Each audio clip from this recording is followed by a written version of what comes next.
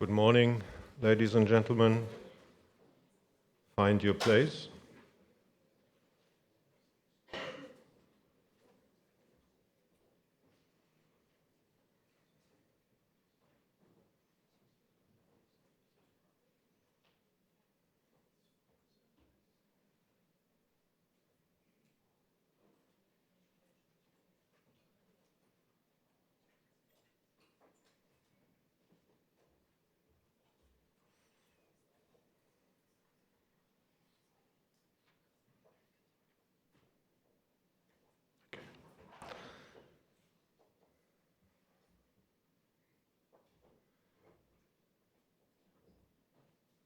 On this beautiful sunny morning in Brussels, I want to give you a hearty welcome from the side of the European Commission. I'm Wolfgang Munch. I'm working in this unit for smart and sustainable growth, which is behind this conference.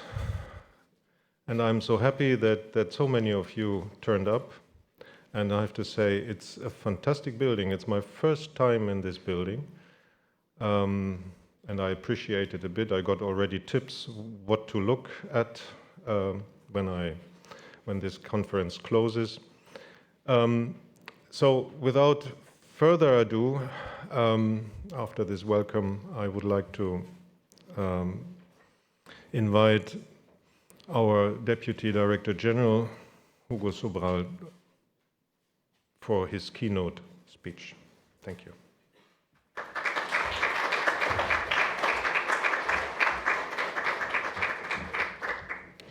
Thank you, Wolfgang, and good morning to all.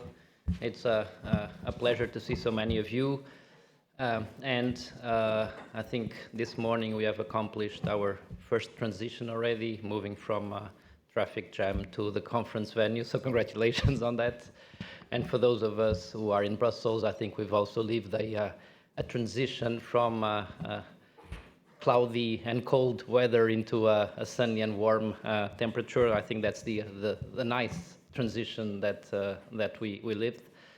But when thinking about actually the topic of this conference, I remind this quote from the famous Austrian Czech conductor Gustav Mahler. You may have heard of him. He said that the most difficult part in conducting is the heart of transitions, moving from one theme to the other and making sure that the orchestra is following you. And I think this resounds a lot what we've been living in Europe, in the last years, moving from one crisis to the other, one transition to the other, and making sure that we are not losing anyone, making sure that our member states are following, making sure that territories are not left behind. And this is precisely why we set up this community of practice, the Cohesion for Transition, a community of practice that has grew exponentially over the years, in membership, impact, participation, and I'm very glad that this is the case. This success, of course, is thanks to all of you, representatives of national, regional, and local authorities, as well as civil society organizations. You are the people who are turning policy into action. And you are also on the front line of cohesion policy implementation. Every day you help to bridge the gap between European ambitions and concrete results on the ground. And today, perhaps more than ever, Europe needs to be bold in ambition and effective on implementation. We are living through a period of profound change and uncertainty. Geopolitical tensions, war, hybrid threats, energy price volatility, climate risks, and growing global competition are reshaping our environment. To respond effectively, Europe must remain internally cohesive and strategic in its actions. Cohesion policy is helping us to meet this challenge. The recent midterm review of cohesion policy mobilized close to 35 billion euros towards emerging priorities, including competitiveness, affordable and sustainable housing, water resilience, and energy security. Cohesion for Transitions has been at the forefront of this effort, helping authorities translate these priorities into concrete action. Let me share a few examples. In the Ionian and Aegean islands of Greece, managing authorities are receiving support to prepare project calls for affordable and energy-efficient housing. In Ireland, the Northern and Western Regional Assembly is designing a scheme for the renovation of social housing, also aligned with the objectives of the midterm review. In Cyprus, national authorities are working with the Cohesion for Transition on sustainable water management initiatives. And in Hungary, a small municipality is receiving assistance to develop the technical design for nature-based water retention projects. These examples demonstrate the real added value of Cohesion for Transitions, helping authorities overcome technical challenges and capacity constraints, and turning ideas into investable projects and tangible results. The demand for this kind of assistance continues to grow. The last two calls under C4T groundwork received more than 70 applications.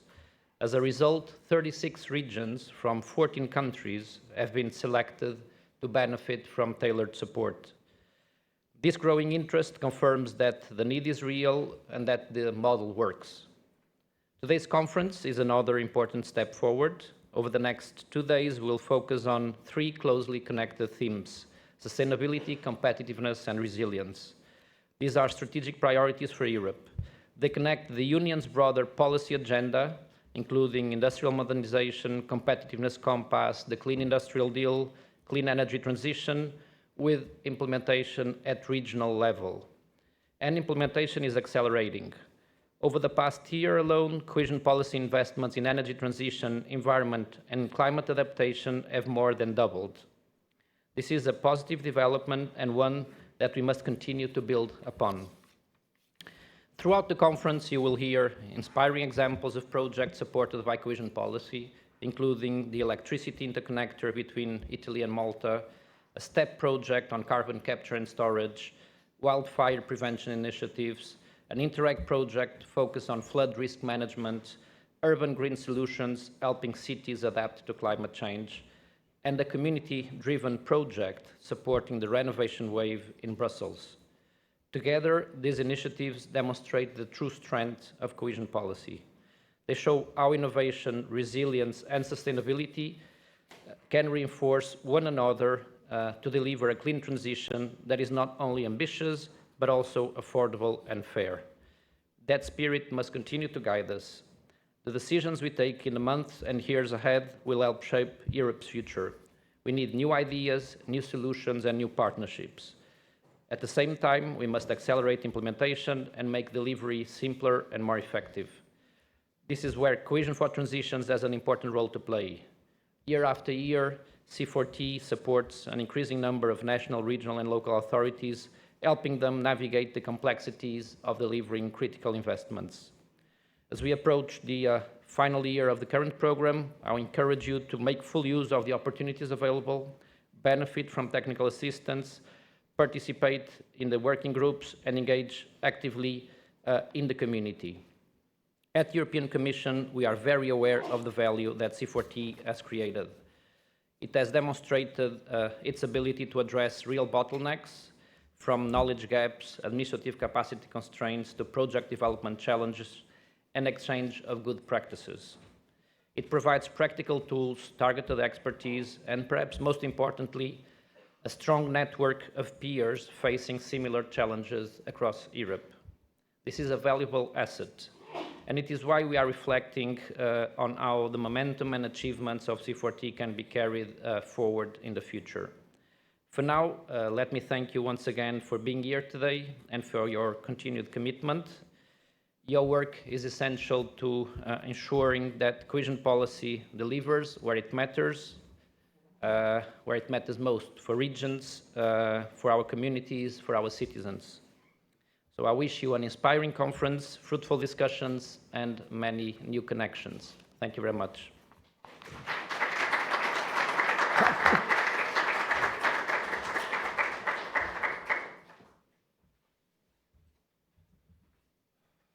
Thank you, Hugo. And for the rest of the conference, I would like to invite our moderator to the stage. Sasha, please. Thank you. Thank you very much.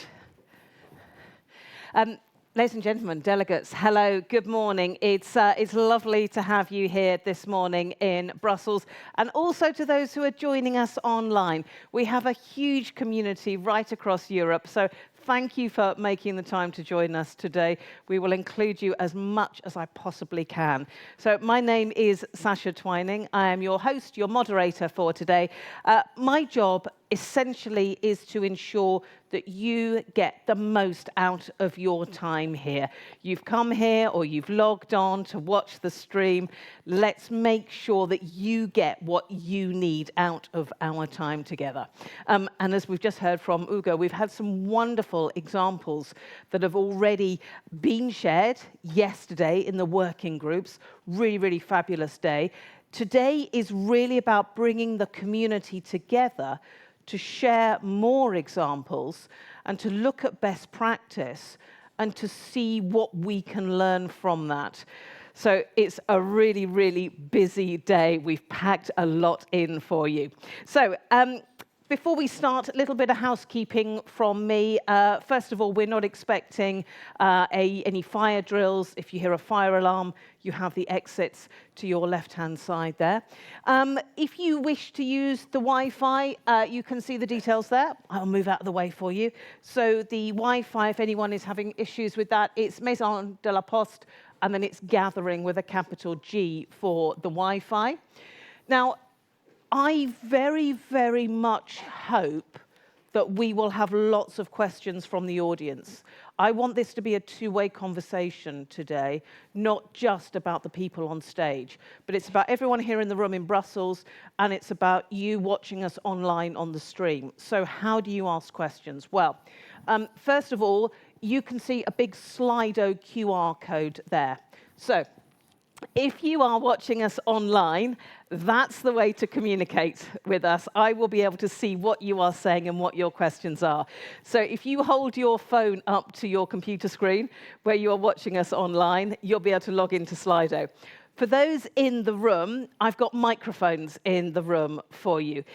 Look, if you want to use Slido as well, okay, fine, no problem. But I do have microphones, so it's nice to get that conversation going. So lots of different ways to get involved. If you are posting anything online, please do use the hashtags as well. It's mainly so that we can find out what you're saying, and it's an easy way of everyone to connect with each other as well. By the way, when you are going to Slido, do make sure you click on Orangerie, which is the top one, just to make sure that you're sending to the right place. If you forget any of those details, they are handily on your badge. So you've got the Wi-Fi on the bottom of your badge, those that are there. You also have what breakout session you're on later. I'll talk more about that later. Don't worry about that for the moment. And this QR code takes you through to the agenda. So, the agenda today, really, really full agenda. Everything is anchored around that interplay between sustainability, competitiveness, and resilience. So, those three things intertwined. It is, I feel, quite an easy format that we've got for you today. We're making the most use of your time. We've got sort of those three big plenary sessions to start us off in the morning. Then we have breakouts. Then we all come back together again. So we're going to start by concentrating on energy. Then we will look at climate preparedness. And we've got a really good update on the do no significant harm information session as well, before we go into breakouts later. We've also ensured that you've got lots of opportunities to meet people. And again, for those online, I'm sorry that we can't do that for you, but here in the room, we've maximized your networking time. So whether it's over coffee breaks in this wonderful venue or over lunch, we will ensure that you have lots of time to actually talk to each other and share those experiences. And yeah, we've got lots and lots to get through. So what I thought I would do, just to start us off, so you can see who is all here, if you could get out your phones for me. If you're in the room or watching online, get out your phones for me. Make sure they're on silent, by the way. And what I would like you to do is log into Slido now so that we know that everyone has got that working. And it's a really simple question to start. Where are you from? Straight away, that Polish contingent is absolutely making their voice heard. Look at that, brilliant. And Portugal is now fighting there for prominence. So if you are online, let us know the member state that you're in or where your focus is. For those in the room, where's your focus? You know, where's your member state? Where are you from? I honestly think over coffee break, the Portuguese and the Polish will be finding each other and going, yes, we're really strong in the room here. It's lovely to see everyone. The Netherlands, Prague, we've got Malta, got a wonderful project that we'll be talking about more from Malta later. Romania and Sweden, Slovenia, Sardinia, Latvia. Who here from, wait, I just, Croatia, Estonia. Look, Spain's doing really well now. Look, it's lovely to have you here. Let me move on to another question. What do you want to take away from today? I know this is really tricky, but I think right at the start of the day, it's good to get everyone's thoughts focused. So, what do you need from today? Why are you here in this room? Why have you logged in online? If you've lost Slido, it's the same QR code for you. Look at that, networking, contacts, inspiration. Quick hand up, who said inspiration? Who in the room said inspiration? You're going to get loads of inspiration, I promise you that. New ideas, networking, knowledge, information, contacts, concrete examples and actions, good practices. Someone's here for new friends. Oh. We can promise you a big group of new friends that we've got all those lovely, great ideas as well. Priorities for action. Do you know, it's so nice, and I don't know whether Hugo is going to agree with this or not, but it's so nice that most of them at the beginning were not about the policy, actually. They were about meeting people, and that is what today is about. So it's sharing the information on policies, on best practice, but actually the meeting people and sharing information that way. Lovely. Okay, thank you very much. We will possibly pop back to that one a little bit later. But let's get going with our first discussion this morning. So as I said, the first plenary is going to concentrate on energy and how this all wraps into the mix. So we're going to look at how cohesion policy can help alleviate the impact of the energy crises and strengthen the competitiveness, all while looking at what's happening under Accelerate EU as well. And we'll also be sharing that experience from cohesion-funded projects and how they fit into the broader objectives. So with all of that in mind, let me introduce our first group of speakers to the stage. Hugo, would you like to come and join us again? Hugo Sobral from the European Commission, thank you very much. Giuliana Bongiorno from DG ENER. Hugo, thank you very much, thank you. We go, lovely, thank you very much. We have Júlia Viladoms from ICIQ, the Industrial Decarbonisation Project. Júlia, lovely to see you, thank you very much. And Georgina Scicluna from the Malta-Italy Interconnector. Ladies and gentlemen, give them a big round of applause. Hello. I won't, were we reorganising where we all are? There we go. I won't shake your hands, but hello, good morning. It's quite a narrow stage here. So, lots to talk about, lots to think about here. If you're watching us online and you've got questions and you want to put them into Slido as we go through, absolutely fine, because we'll make sure we leave loads and loads of time for questions. But Hugo, if it's all right with you, do you mind starting us off on this one? Give us a bit of a scene-setting presentation, if you would, sort of the things that you feel are important that this audience sort of needs to have in the forefront of their minds. Sure. Yes, it works. Yes. So I'll kind of indeed do a short scene setting. I think it will be interesting to hear from our panelists, and thanks for coming.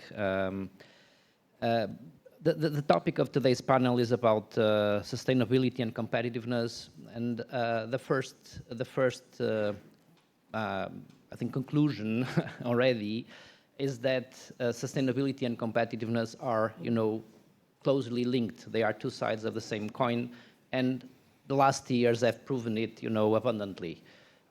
We know that in order to succeed, in order to become more competitive, we need to solve the energy equation. We need to make sure that the energy that we consume is secure, is affordable, and this, in the medium and long term, can only be achieved with more clean and homegrown energy.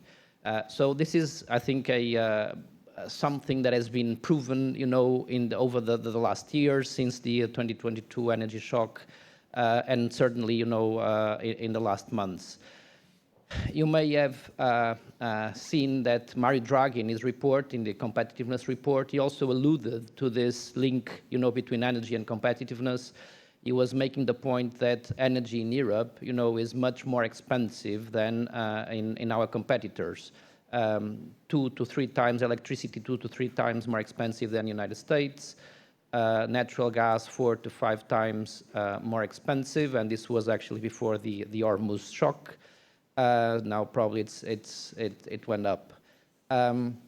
And this, if you think, for instance, of our energy-intensive industries, who are responsible for around 8% of the EU manufacturing added value, this is a huge competitive disadvantage.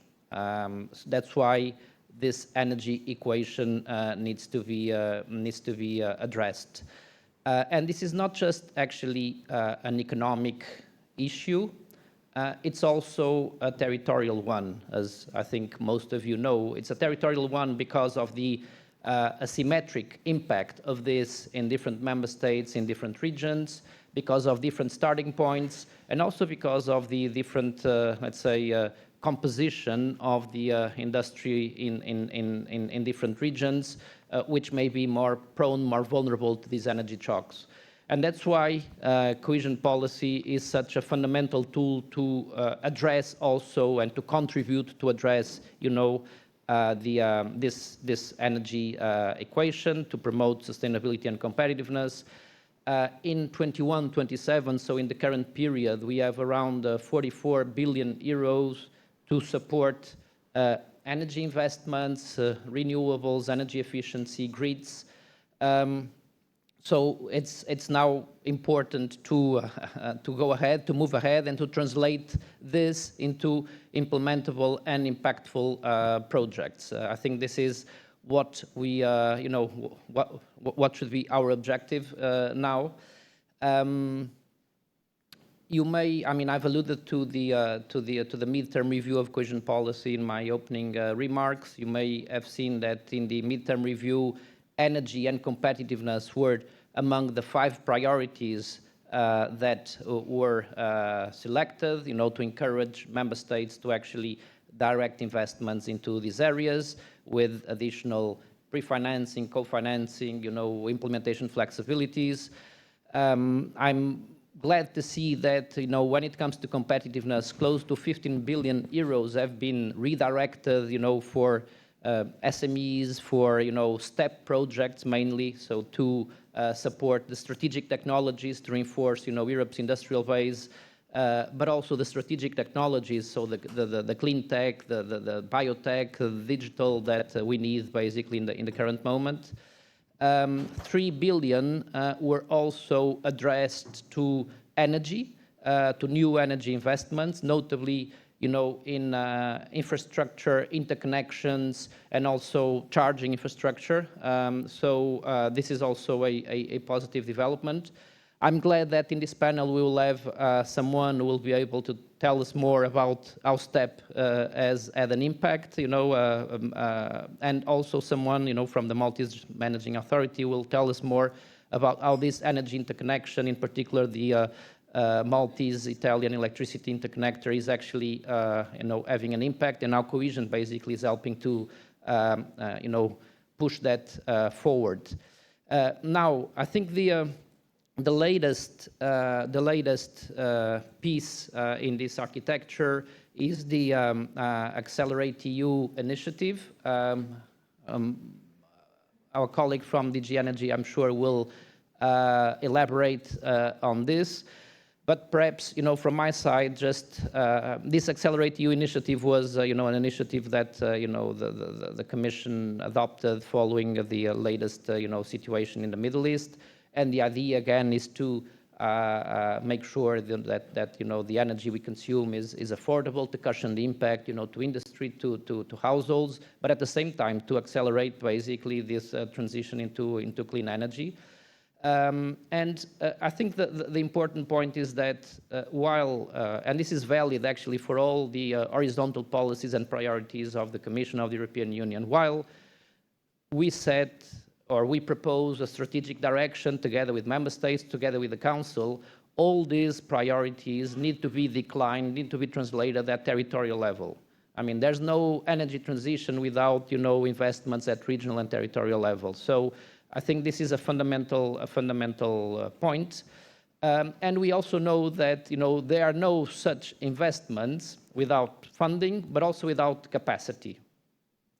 And that's why the Cohesion for Transitions is, important to help, managing authorities, local authorities, beneficiaries, promoters to develop that capacity. I would like to encourage you to use it, as I've mentioned in my opening speech. There is an ongoing call, which was open on the 10th of June. I think it runs until the 11th of September, where you can actually apply. So I would encourage you to apply to support this type of projects, that need now to be implemented. Perhaps last three messages. So, and to summarize what I've just said, first conclusion, sustainability and competitiveness, two sides of the same coin. Cohesion supporting this through the midterm review, but also with the investments that have been programmed. And lastly, Cohesion for Transitions is there to help you, so please use it. Thank you, Hugo. I mean, I think that that phrase, sustainability and competitiveness, two sides of the same coin, that is exactly what we're going to be hearing that a lot, I think, today. But it's how you balance and how you ensure that both are working, so that whatever project it is or whatever you are doing is actually going in the right direction, at the right speed and at the right scale that actually it needs to. Hugo, thank you very much. Hugo mentioned Accelerate EU, so should we get a little bit of your thoughts on that one? So, Giuliana, if we look at the focus on the energy transition and everything that comes into that, let's look now at the help that there is to make that possible. Yes, thanks a lot for inviting me. I will present the main actions that have been elaborated inside this communication. The communication, yes, thanks for the slides. The communication was published on the 22nd of April, and it's the response we really drafted in a very, very quick way, less than 1 month, I have to say, is the response to this second energy crisis. So this energy crisis, the word crisis in ancient Greek means decision. We have to do some choices. We have to do some decisions. So this crisis, it's even worse than the precedent crisis. Somehow we were prepared because we knew already, we had some toolbox how to respond to crisis. But we saw that in this case, we had to respond immediately to the crisis because we had member states asking for help, asking for direction to what to do. So first of all, we realized that over half of our energy consumption still comes from fossil fuels, and the price of these fossil fuels is increasing because of the crisis. So we have been thinking about some immediate action to produce some rapid benefits, just immediately to support the member states, to support consumers, and to support industry. from the shock of the prices, but also we have been thinking on immediate actions that can produce lasting benefits, because we have to be prepared, unfortunately, in a geopolitical context like the one we are. We need to be prepared to next crisis. We have to be resilient, and we need additional tools, additional coordination of actions that can have a benefit for a longer term.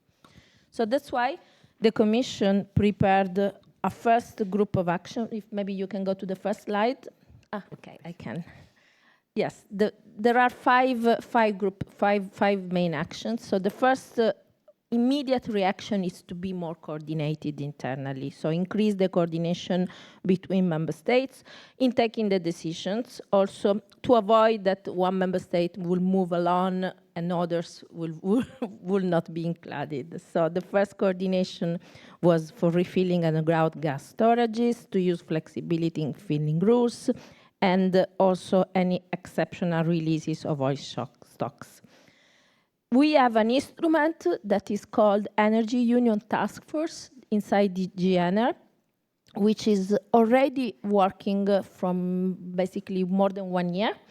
And this instrument, this Energy Union Task Force, reinforces the coordination and exchanges between member states in a level at Directorate General level, like ministries or Director Generals of the Ministries of Energy, come to Brussels or meet online and discuss on this action. So this is already something that we reinforced, and we had many more meetings to discuss together what to do.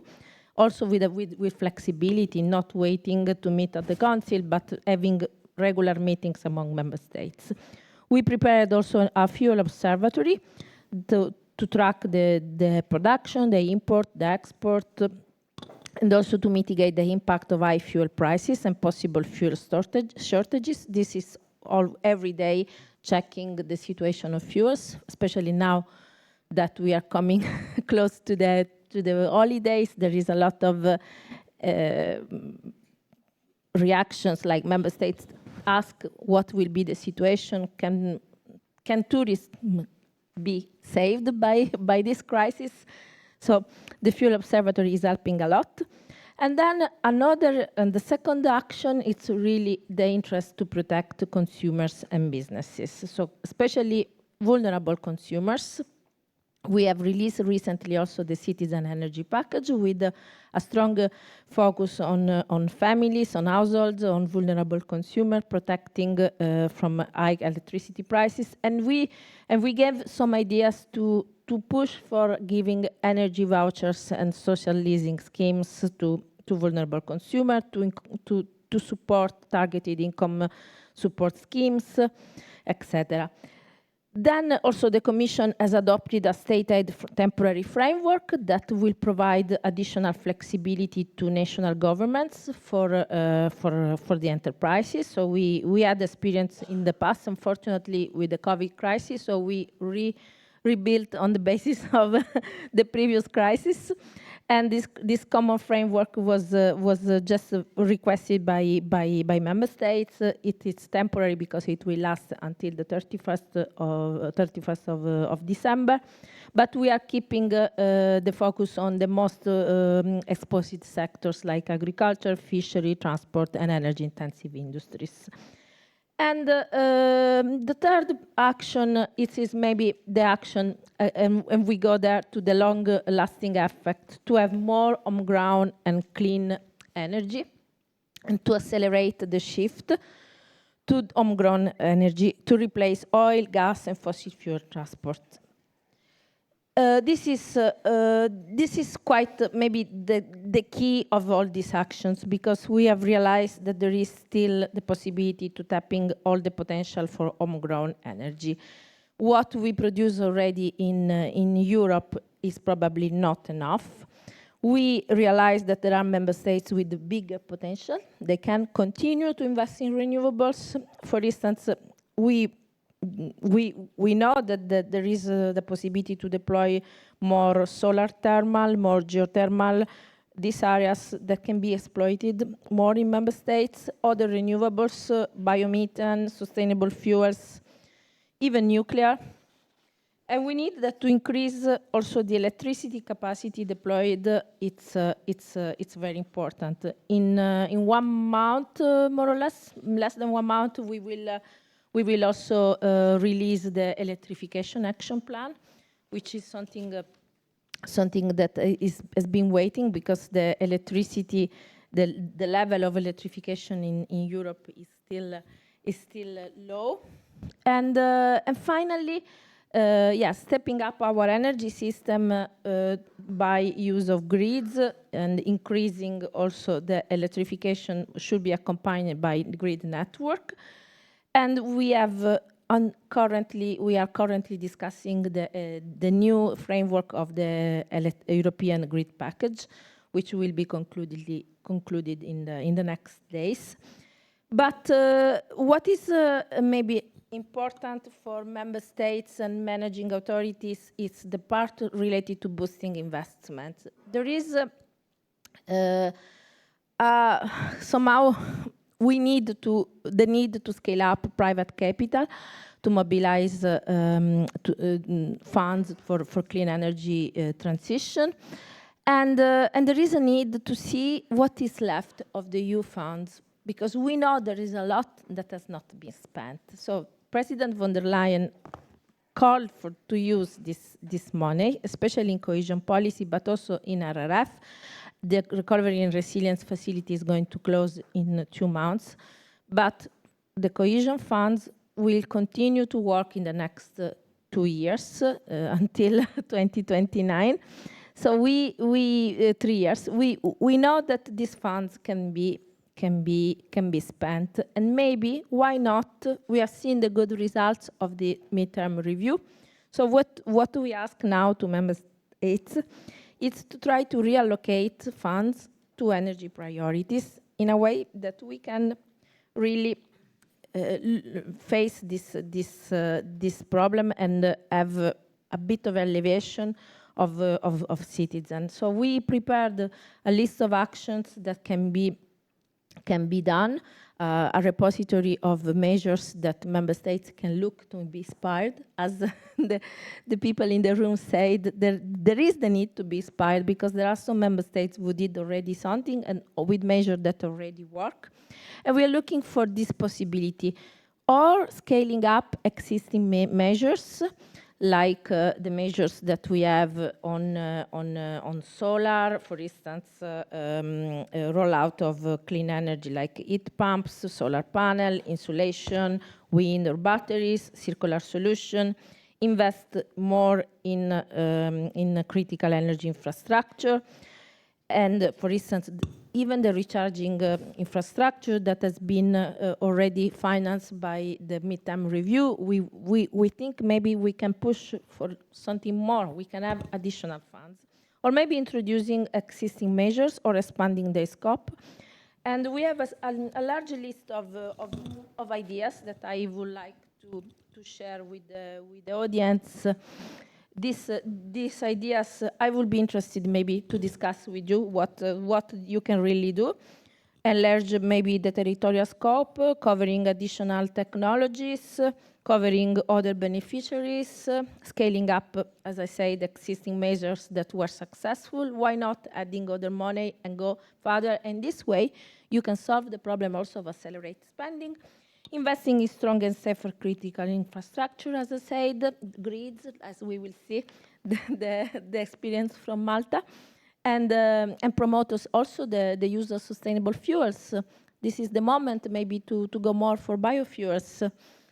Expand agrivoltaics can be also an option. Expand the scope of accelerate permitting, thanks to the legislation we have. We have also the technical assistance initiative, like this one, or C4T, that can be used. So the Commission is available to give ad hoc support to member states, to discuss bilaterally what are your needs to go in this. We have seen the midterm review already worked. You are able to reallocate funds, to have flexibility, to put flexibility in your program. So let's try to do it together. Brilliant. Thanks. Thank you very much. Thank you. Really good to hear your views. Thank you. Do you know, I think what is really, really clear from everything that you are saying is that there has to be a balance between what is needed right now and that emergency aid, if I can put it that way, that emergency help. But actually, and I wrote down the phrase you used, you have to be looking at the longer lasting effects. It has to be, you know, you have to look to the future, and you have to be, you don't want to be building resilience and finding out you're building in problems, basically. You have to make sure you're going at the right way from the beginning. Thank you very much. We've got two great projects now to share with you, which will be a little bit maybe touching on what we've already heard, maybe looking at some other ways that they've been looking at investment as well. But I'm really looking forward to hearing what you are going to share with us. So we have Giulia and Georgina. Giulia, do you want to go first? The Industrial Decarbonisation Project. Yes, sure. Can you hear me? Yeah. All right. Well, first of all, thank you very much for inviting me to present our project on industrial decarbonization. So industry globally is responsible for roughly a quarter of CO2 emissions.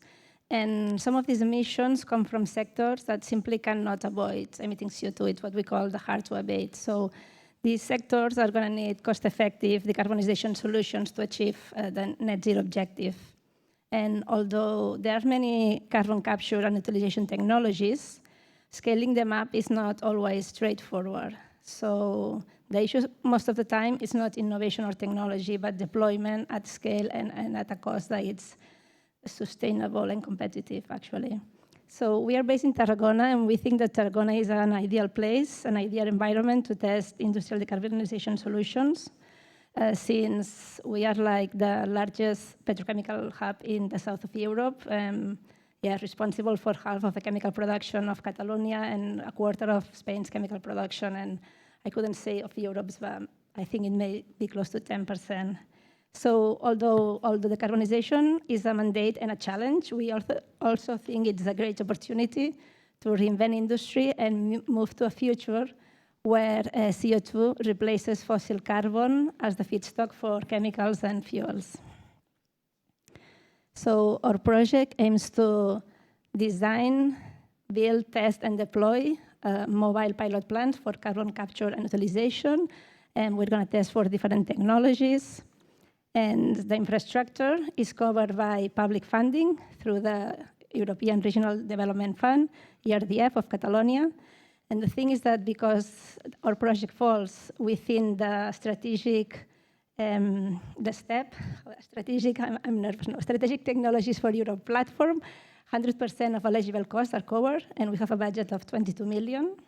And then companies will only need to cover operational costs while they host these plants in their facilities, and they will be able to test these technologies under real operating conditions. The project is based on a very strong partnership, a collaboration between the academic and technological partners and industrial partners. The scientific partners, it's us, ICIQ. We are the Institute of Chemical Research of Catalonia, together with the local university, Universitat Rovira i Virgili, or URV, and the Technological Center Eurecat. And industrial partners, they're from different sectors, all of them electro-intensive and hard to abate, and they have been with us from the beginning in the design of this project.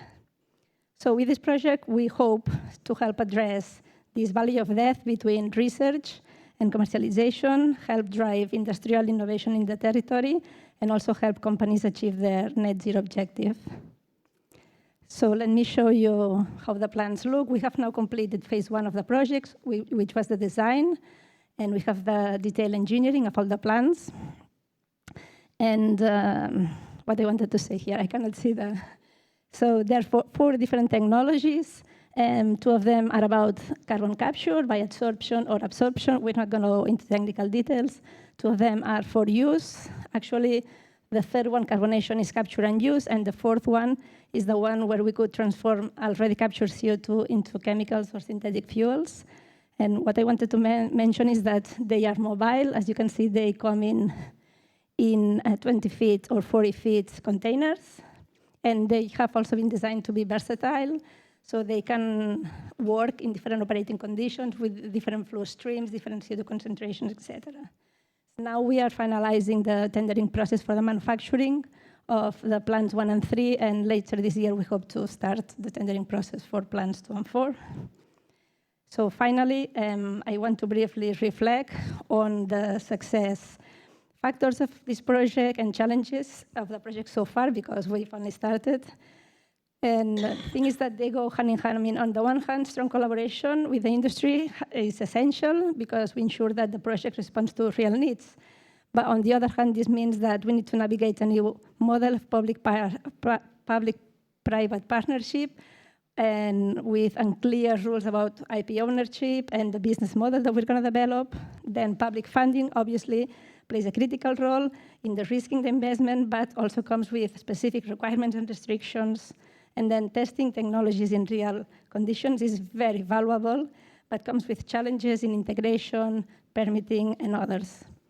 Altogether, we are really positive about the impact that the project can make, because we think decarbonization can be a driver for competitiveness. And we thank the European Union for funding, and thank you all for your attention. Thank you. Thank you very much.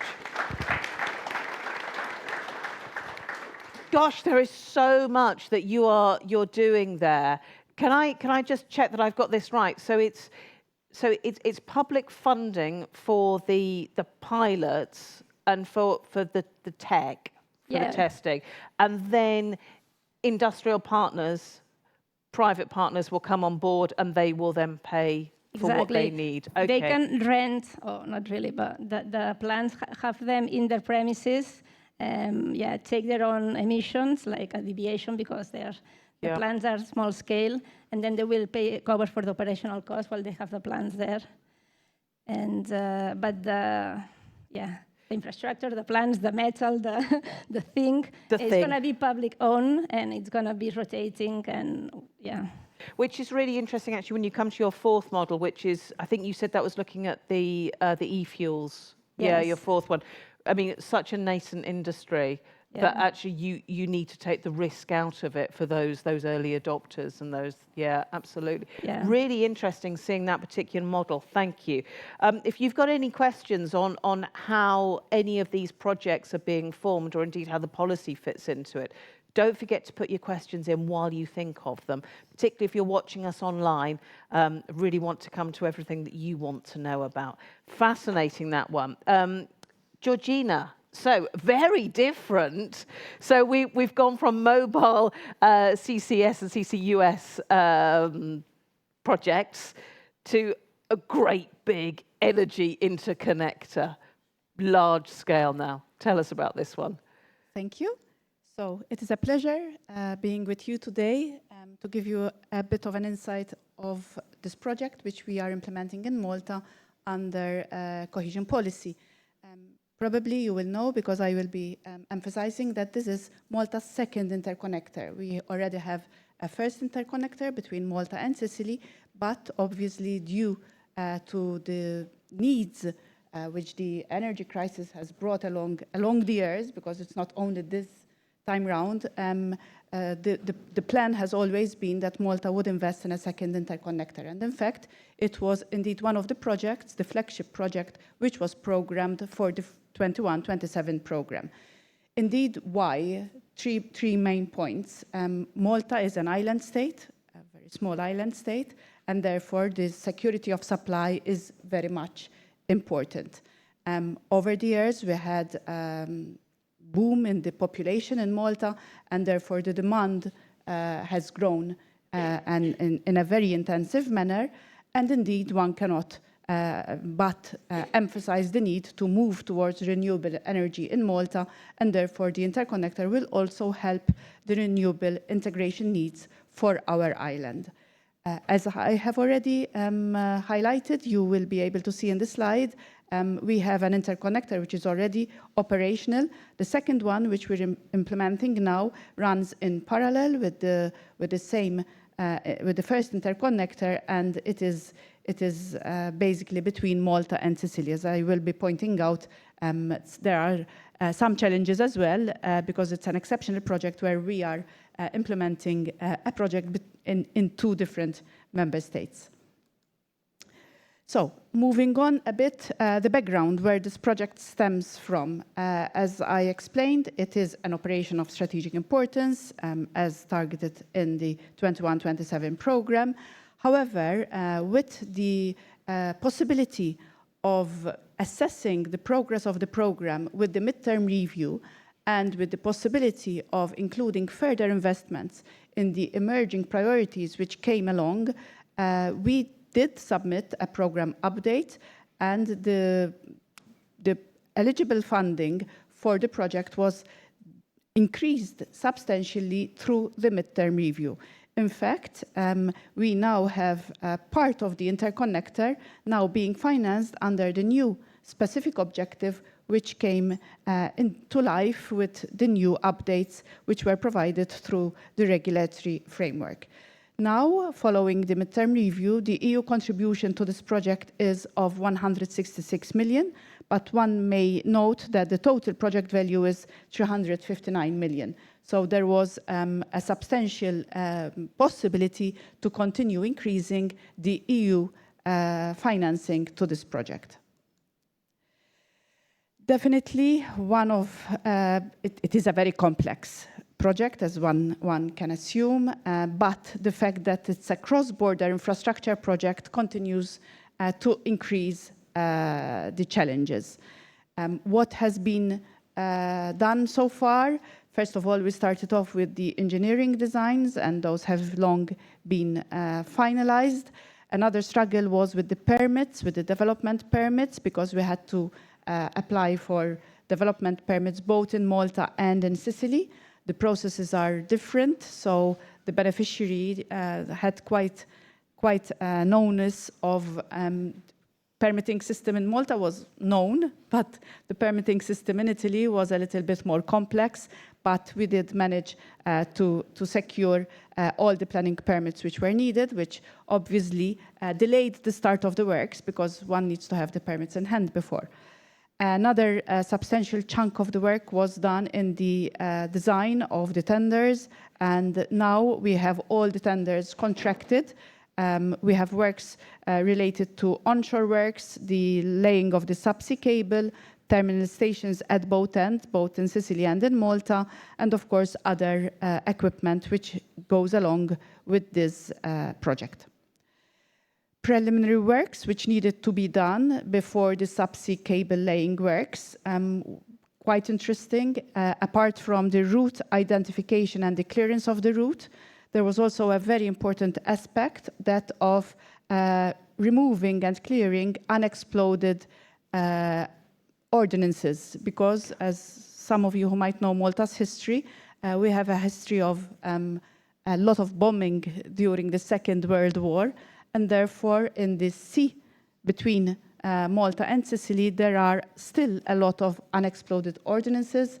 And in fact, yesterday in the news, in the Maltese news, we had a piece of news of the total number of unexploded clearances already done to date. It's over 100, 150.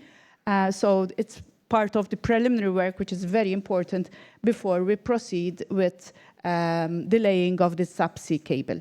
As you can see, it's circa 99 kilometers of subsea cable between Malta and Sicily. Of course, the wider grid reinforcement package includes work not only related to the laying of the subsea cable, but also for the onshore cable systems and the upgrading of the relative terminal stations, both at Matap in Malta and at Ragusa in Sicily. The procurement of equipment, which comes along in order to be able to finalize this project. This project, from cohesion policy relevance, it is indeed a strategic energy project, definitely a resilience investment, and of course it's a clean transition enabler. And one might ask perhaps quite pertinent question, why is it a clean transition enabler? In layman's terms, for people who are not technical, just as I am not technical in energy terms, for example, in Malta, we have a lot of sunny days. We have a lot of sun in summer, but not so much sun in winter, for example. Of course, the sun is during the day, and towards the evening, the sunlight, the sun energy reduces. The efforts in Malta have been undertaken in order to ensure that energy which comes from the sun, solar energy, is stored through battery energy storage systems, which is a project which complements the interconnector. But the interconnector also helps Malta to have security of supply in the evenings, because otherwise, I mean, you generate a lot of solar energy in the mornings, but at night, people after work go home and they do the laundry and they put on the air conditions. So there is a huge demand also in the evenings. So the interconnector plays a very important role in playing with the energy supply in Malta. From an EU funds point of view, definitely our project illustrates how cohesion policy resources can support strategic energy infrastructure in Malta. And of course, having the EU timeframes within which we need to implement the project also helps us to have clear milestones in order to ensure that there is clear eligible expenditure evidence, and the cross-border coordination is a very, very important aspect of the project. Thank you. Thank you, Georgina. Thank you very much. Thank you. And I don't know whether you were aware, but Giuliana, sitting next to me, was scribbling down so many notes on everything that you were saying. And I was actually leaning over just to see what you were finding, so, you know, what you were writing. There was one bit where you got very excited about your response to the midterm review. And how that changed. So do you want to pick up on what was going through your mind when Georgina said how that project is changed the right word, or slightly sort of? I took note of a lot of things indeed. So first of all, this project is a result, a good example, I would say a best practice, I hope, that we can call like this, on how much flexibility is important. So the midterm review gave to member states this flexibility. Before, there was not this priority, the priority 2.1, 2.12. This priority has been added. So our commissioner asked the member states, wrote a letter last year to think about this kind of projects that could benefit. And I'm very happy that Malta replied so quickly, because they had the strong need of being more interconnected with Italy. So as you see, this is an example how flexibility works. The member states were able to do these changes in few months. And I think a lot of work from Georgina. So this is the first point. And the second point that was interesting for me, it's the part on permitting, that maybe this is something that we can better develop.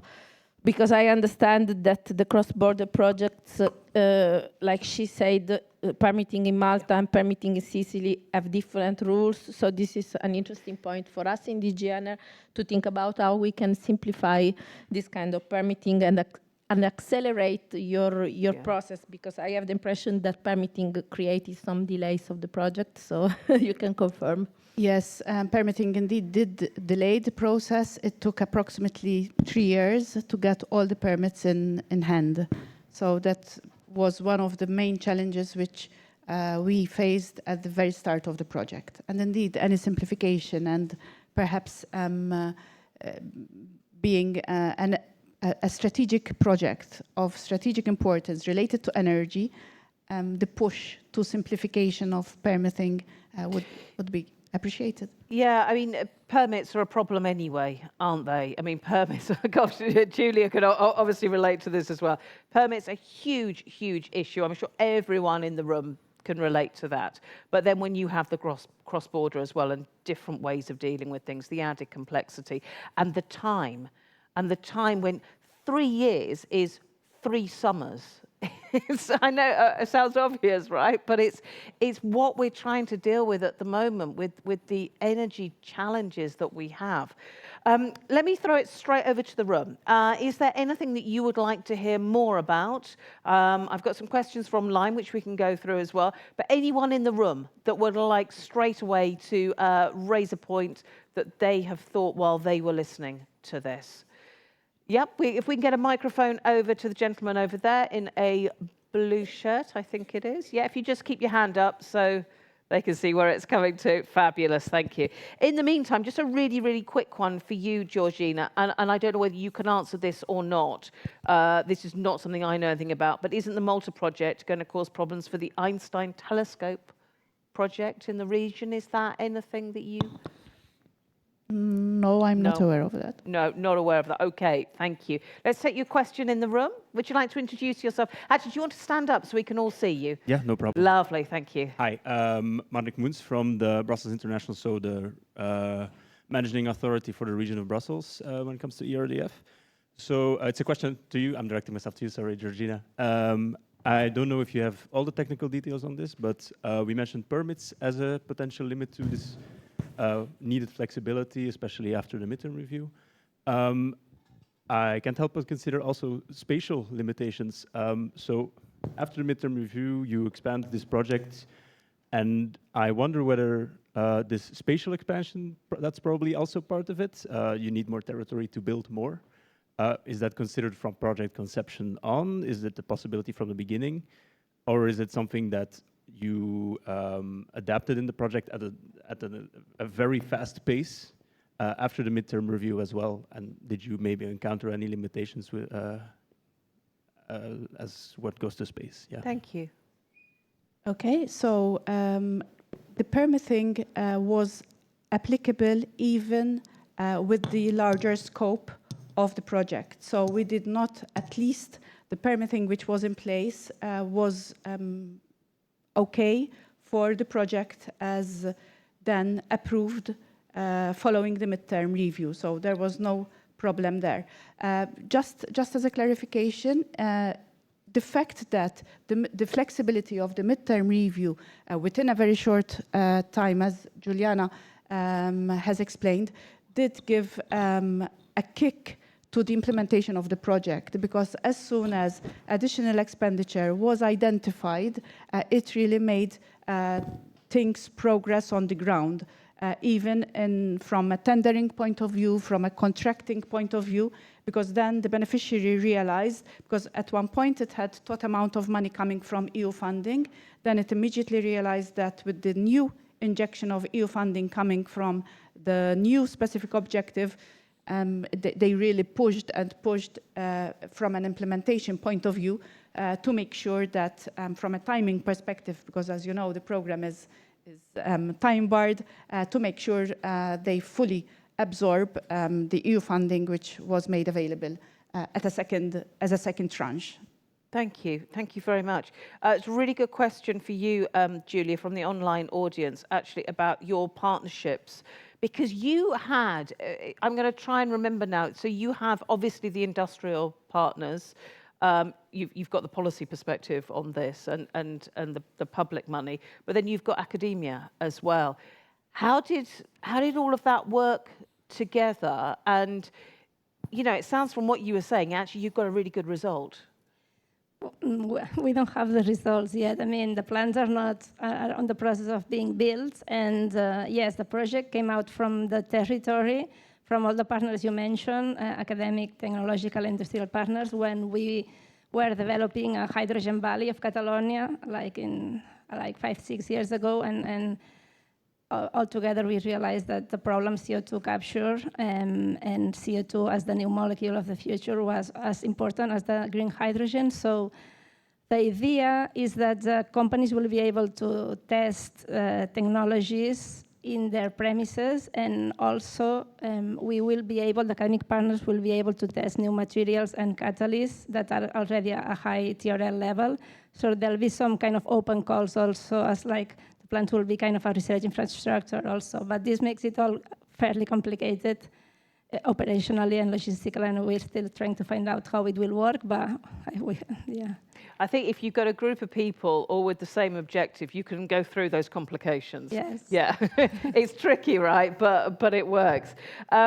Hugo, great question for you from the online audience, and it's actually going back to the midterm reviews. What are the problems or some of the implementation problems or challenges or pitfalls have you seen, or has it all been very positive? I'd love you to say yes, it's been all very positive, but have you seen any implementation pitfalls?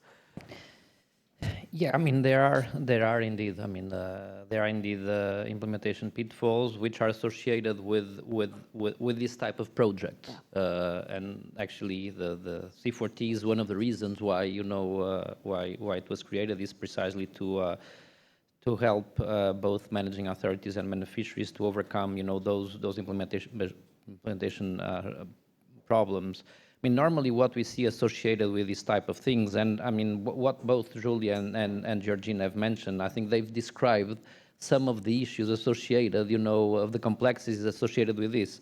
So the difficulties sometimes in the engineering, because, these projects can be complex. The permitting dimension, which was alluded to, the procurement,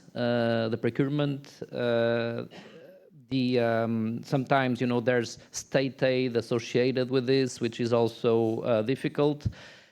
So I think there are a number of things which normally are associated with this type of projects that need to be overcome.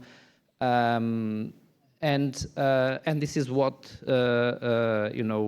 with this technical assistance, with this support, with this type of, community of practice, we try to overcome, to learn, allow basically member states to learn from each other, managing authorities to learn from each other, because in the end, I mean, these are projects which, as have been said, they are time-bound, they are complex, and we need to make sure that they are implemented on time. On time, not just because, the regulation has a deadline, but on time because there's an emergency out there. So I think the main challenge is indeed to have projects that are mature, that are ready, that are technically well prepared, and then that can be basically deployed within the timing of the programs, but also within the timing of the needs that we are facing, out there. Yeah, absolutely. Timing is critical, but I think, going back to what Giuliana said earlier, yes, timing is critical, but you've got to get it right from the start so that you're not building in problems in the future just because you're trying to do something at speed. Should we take another question from the room? Yeah, absolutely. Would you like to stand up for me? Thank you. My name is Ahmed. I'm a research expert from the Gemeente in the Netherlands. I also own a company, a sustainable company. We're trying to keep the situation of sustainability in the Netherlands and EU at large. Speaking of what Hugo said about the fact that this project needs to be of standard, it needs to make sure that it's being implemented as fast as possible. I want to ask Georgina a question. Regarding your presentation, I want to know, it looks like you have enough budget to implement this project. Do you think that the budget is enough for the commissioning of this project? And if it's not up to the amount of money you need, what then happens? Would you still be able to meet the timeline for this project? Thank you very much. Thank you. Thank you. So our budget from the ERDF step is 22 million, and it covers 100% of the cost of building the plants and a little bit of communication.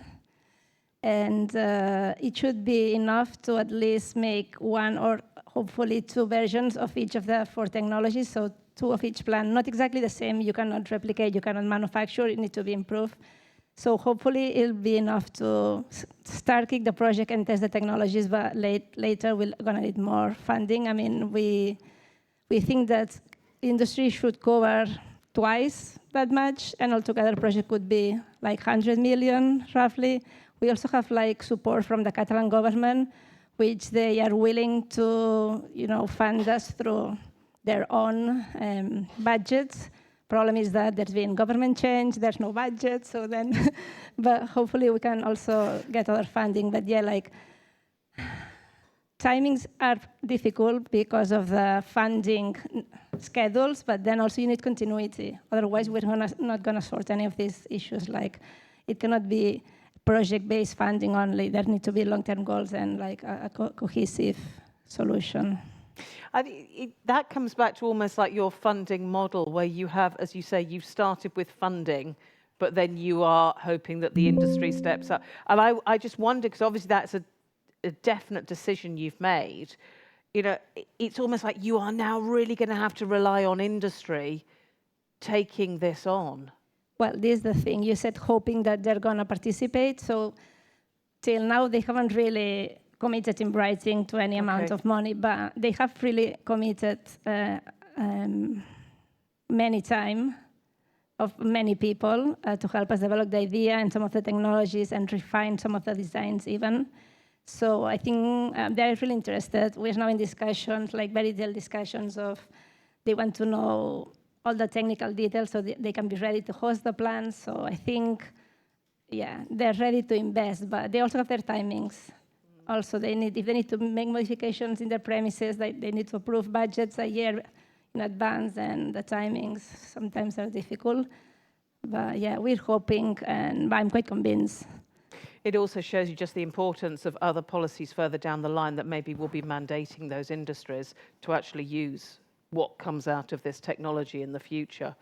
Another question from the room. Do we have anyone? Yeah, absolutely. Thank you very much, Krzysztof Miozek, Polish Green Network. Thank you very much for these very interesting interventions, and congratulations on these projects that you presented. I wanted to add to this discussion one thing that I believe is very important for considering competitiveness as impactful regionally. And this is what I call the real competitiveness fund, the Just Transition Fund in the current programming period. We see in the member states, we see it in Poland, how investments under the Just Transition Fund are changing the local economies, how they are enabling local content and shortening the value chains. That's why I think this example should be more amplified in the works on the next MFF, on the next EU budget, to ensure that the competitiveness policy keeps this regional dimension and regional impact. Thank you very much. Thank you. Hugo, do you want to come in on that? Any thoughts from anyone, or? I can say a word about it.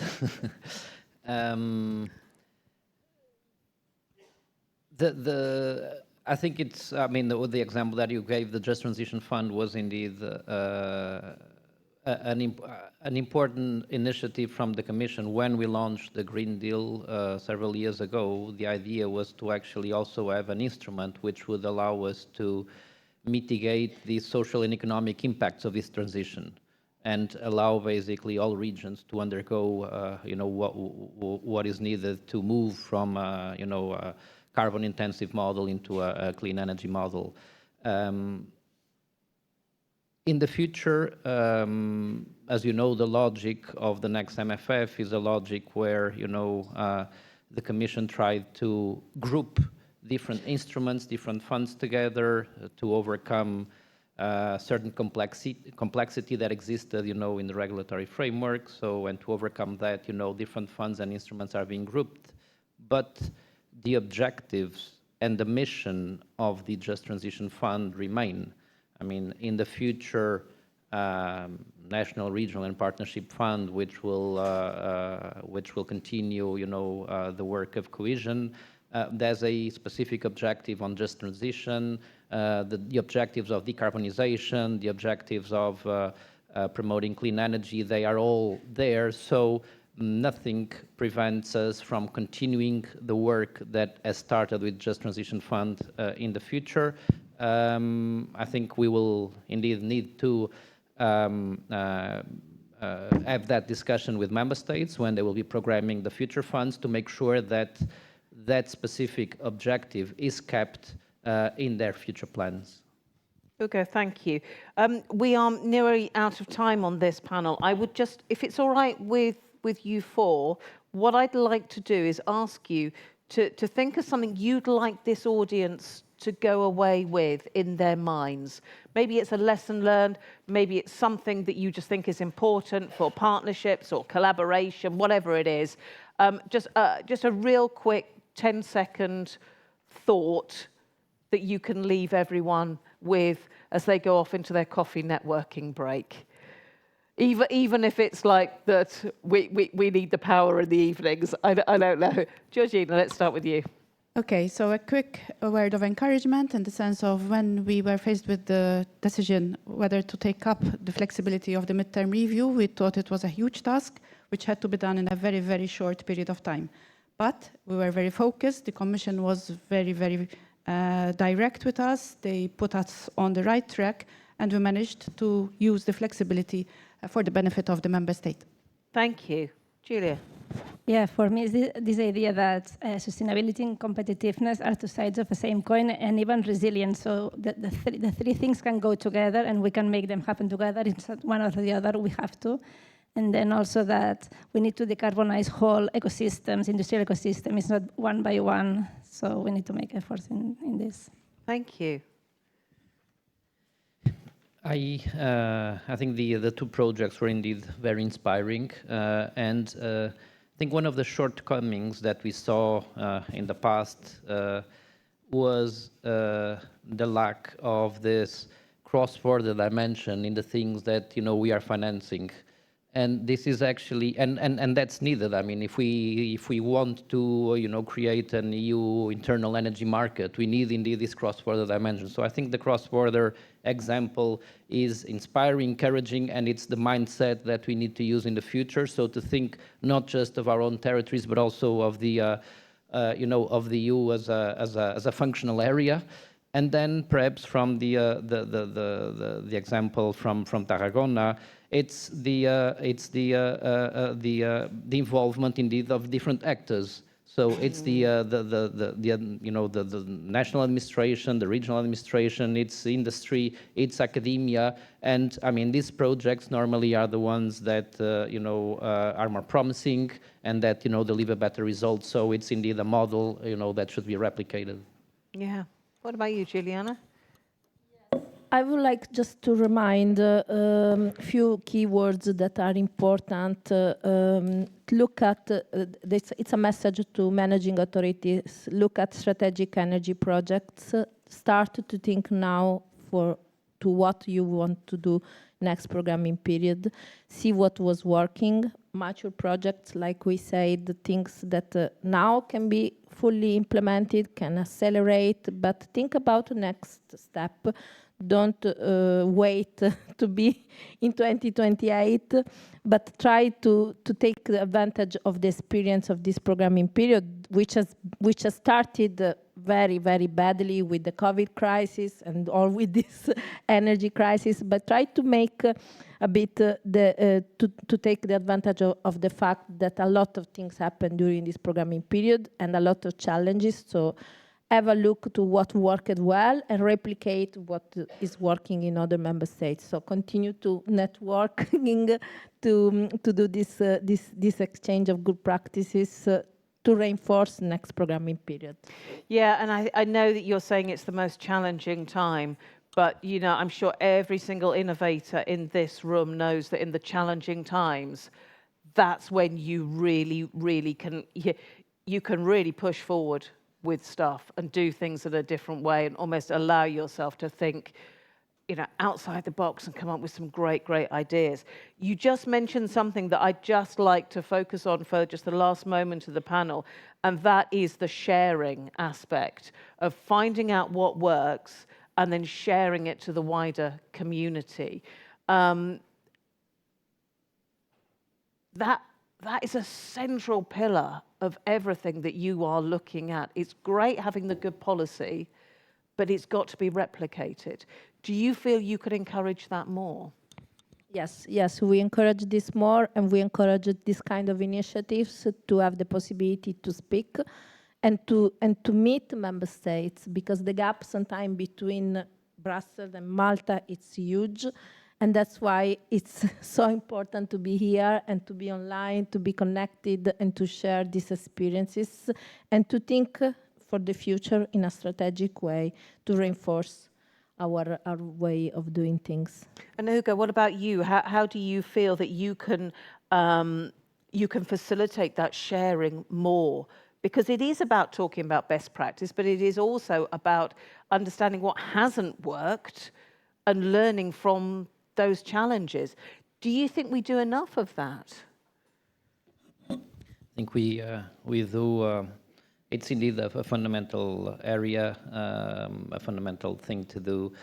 That's what we try to do with this network, but we have many other networks, you know, across different policy areas where we set up this community of practices so that people can learn from each other and exchange. Because indeed, I think the best way, I mean, is not for us, you know, to, you know, tell the audience, you know, how things need to be done. It's actually for them to hear their peers of how they manage to overcome, you know, certain things that exist, you know, rigidities in regulation, you know, problems of coordination between different authorities. This is indeed the best way for them to actually overcome. So we in DG Regio have many of this type of community of practices to encourage as much as possible this sharing, replication and scaling up of good examples. Which is why I thought I would leave the final word to our two projects, because it's you that we need to hear from. Georgina, I'm going to come to you first, because sharing and replicating, I mean, I think that's probably, I don't know whether your project does lend itself to that, because it is very, very specific what you are doing. But is there anything that you found along the way that actually you think is a good bit of best practice that you can share, that process maybe? Yes, definitely. As a managing authority, this being a flagship project within the program, we still have regular meetings with the beneficiary. And apart from keeping us updated with the progress, we also discuss challenges and how best to resolve them. So they've very, very close monitoring from a managing authority point of view with the project beneficiary to us is very important to ensure the timely completion of the project. Giulia, what about you? Yeah, we are beneficiaries. We also have regular meetings with our authority. They want to make sure that we are on track with the project, but we are really happy to be here to share our project, our experience, happy to talk to people that have any questions, collaborate, replicate, and certainly we don't want to reinvent the wheel, so we need to maximize efforts seriously, because it's a difficult time, so maximize efforts across Europe. And yeah, time is limited. We need to share it when it works really well. So if you are here in Brussels, are you happy for anyone to approach you, to talk to you? Wonderful. So what we're going to do now is we're going to take a little bit of a break. We've had some really, really clear examples that sustainability, competitiveness, resilience, they are all the same thing. They will drive each other. And we've really heard clearly about the working together, the getting things right from the beginning, ensuring that it's there, you know, talking about when things don't go quite so well, but embedding sustainability right from the very, very beginning and actually seeing what can be produced. I think really interesting to hear everybody here. Let's continue the conversations in the networking break, and then we have more projects, more ideas coming up. So online audience, if you're watching us wherever you are, depending on the climate where you are, you might want a nice cool drink of water. Pretty sure this room does. Maybe you want a nice cup of tea or a coffee. I don't know, but take a break. We're going to be back in half an hour if you're watching us online. For those here in Brussels, enjoy the sunshine, cool down a bit. Let's be back in the room in half an hour. Have a wander down the information lane as well, where there's lots of more information for you. Chat to everyone, and we'll see you back in here at past. Thank you very much. Thank you. Thank you very much.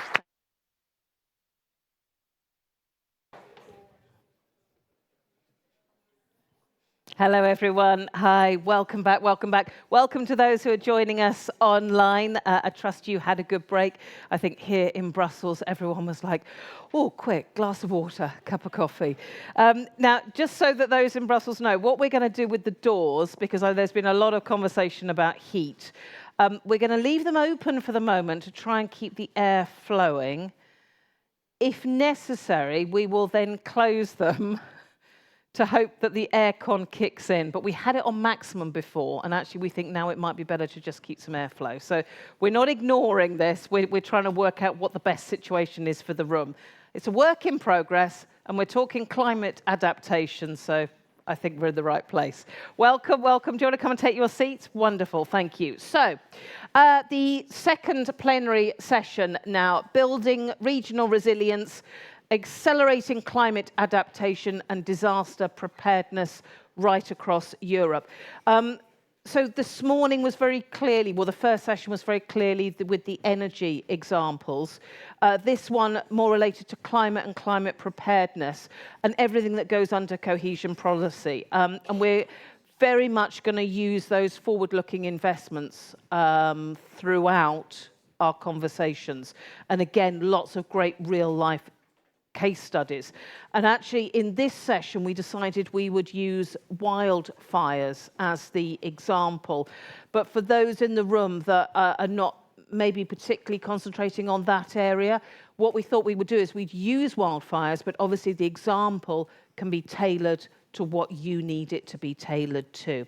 So please welcome my next set of guests up on stage. So first of all, from DG ECHO Unit B2, Bella Nostrova. Sorry, Bella. Come and join us. Thank you very much. Thank you. Sorry, I only got half your surname there for a moment. And then from Resist, we have Dr. Vilija Balionyte-Merle. Come and join us, Via. Hello, lovely to see you. Thank you very much. Come and take a seat. And then from Fire 2, please welcome Paweł Stepnowski. Paweł, thank you.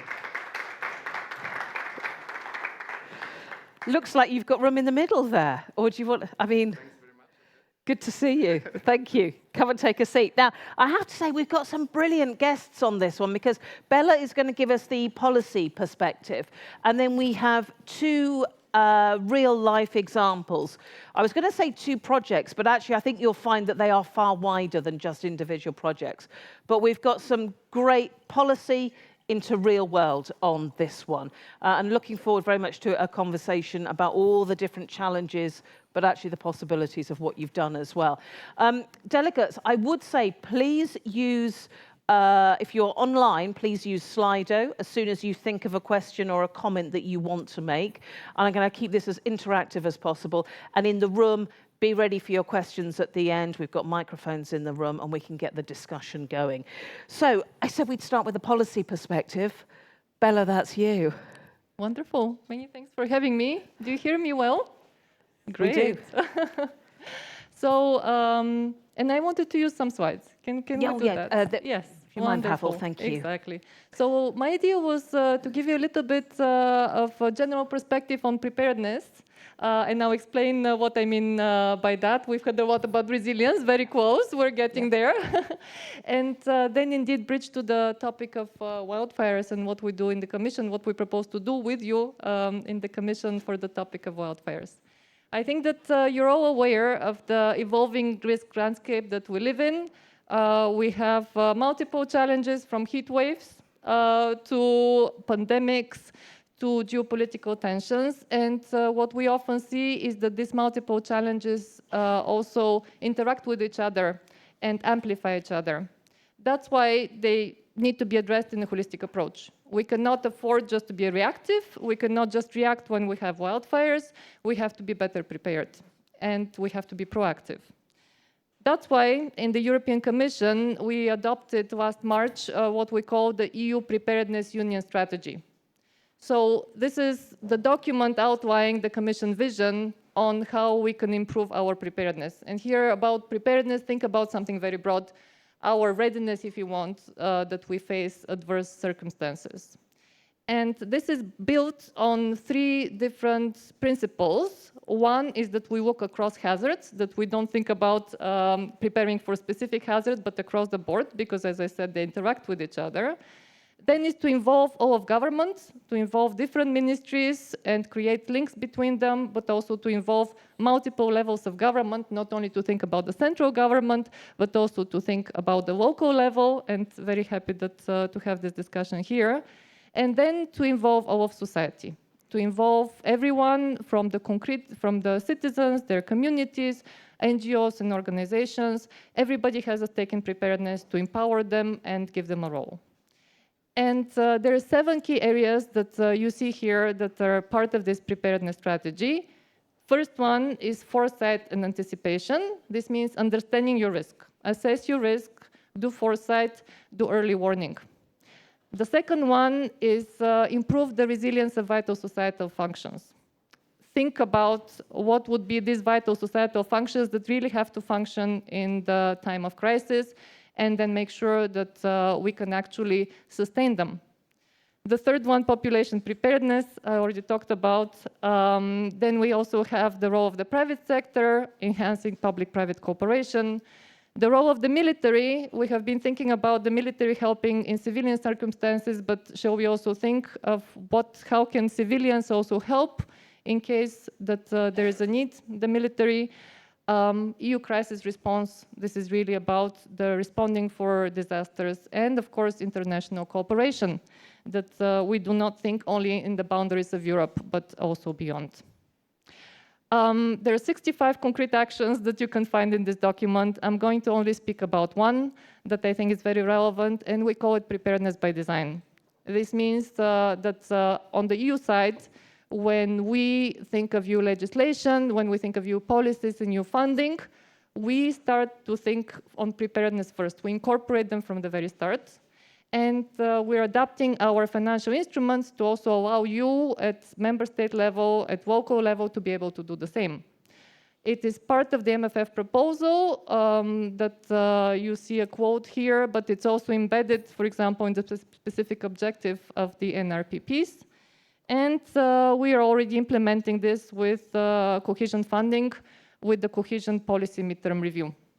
We have already talked about the cohesion review a number of times, but I will also use this as a bridge to the topic that I wanted to talk about next, about wildfire risk management.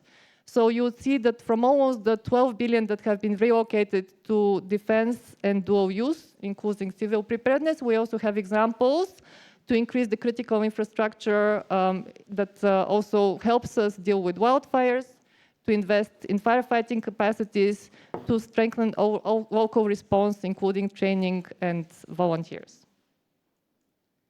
Bridge to wildfires. Here you see the map of Europe, of the area that burned last year in 2025. The area that burned was actually larger than the size of Cyprus, if you want to put it in perspective. And of course, we see big mega fires in the south of Europe, but we also see that this is not just a problem of the south of Europe, and with climate change, we see these fires more and more in the north. For example, one of the first requests that came to assistance for us this year came from the Netherlands, much earlier than we expected, already in 2026. And the reasons why we have this problem, I think that you all also know well. We have climate change. We also have different land use areas. We have areas that are in Europe that are being abandoned, which means that you don't have the people there to also deal when there is a problem, and they also are not there, for example, to clean the material that can easily catch fire. And we also have the issue of the human factor in general. We have statistics that about 96% of the fires in Europe are caused by human behavior. It could be somebody who mindlessly throws a cigarette. It could be arson. So it's a serious issue. We propose to deal with this with an integrated approach to wildfire risk management. This is not a new concept. I think that there are many member states that implement it, but for the first time, we're also thinking of having the union perspective, of the Commission perspective in this wildfire risk management, and we proposed a communication. We adopted a communication a few months ago on this topic, where if you see it visually, we suggest that we look across the whole disaster risk management cycle, that we don't think only about response, we think about prevention, preparedness, response, and recovery together. That we think about all governance levels, as I said before, including local level, that we come at EU level with our full arsenal of policy areas and think how they can be better interlinked, and hopefully member states also do the same.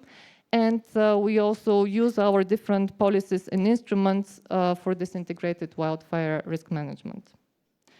What did we do? We adopted this communication, but actually the Commission in this area is very much in supporting action, in supporting function. The action is actually with member states. It's with you at local level, it's with national authorities. So we also proposed at the Council, at the political level of member states, a proposal of what can be a Council recommendation that was issued shortly after the communication, and this is currently in review. If there can be agreement also at political level by member states that there are actions that are being taken. I see time is short. Maybe I quickly just give an example of the type of actions that you can find in the communication that we issued. You will see actions for the Commission, and you will also see action for member states. So, for example, if we take the management of wildfire risk, I think that's an important topic.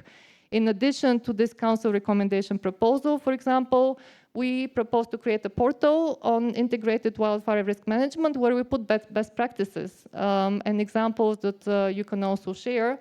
And we also put information about funding opportunities with EU funds that can be used by member states. We also have when we did the review, we have different expert groups on wildfires.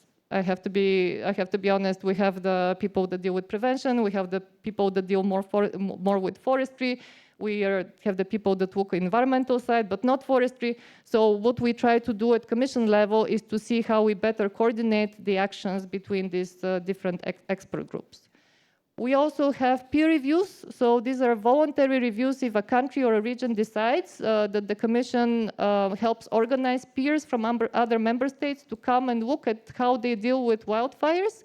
We have specialized peer reviews for this. For example, the land of Brandenburg in Germany, they decided to call on peers from other member states, experts that work on the topic, and come and look at their system of how they deal with wildfires. Another example of, I would say, not the typical country that you think of wildfire problem, but and region, but they did.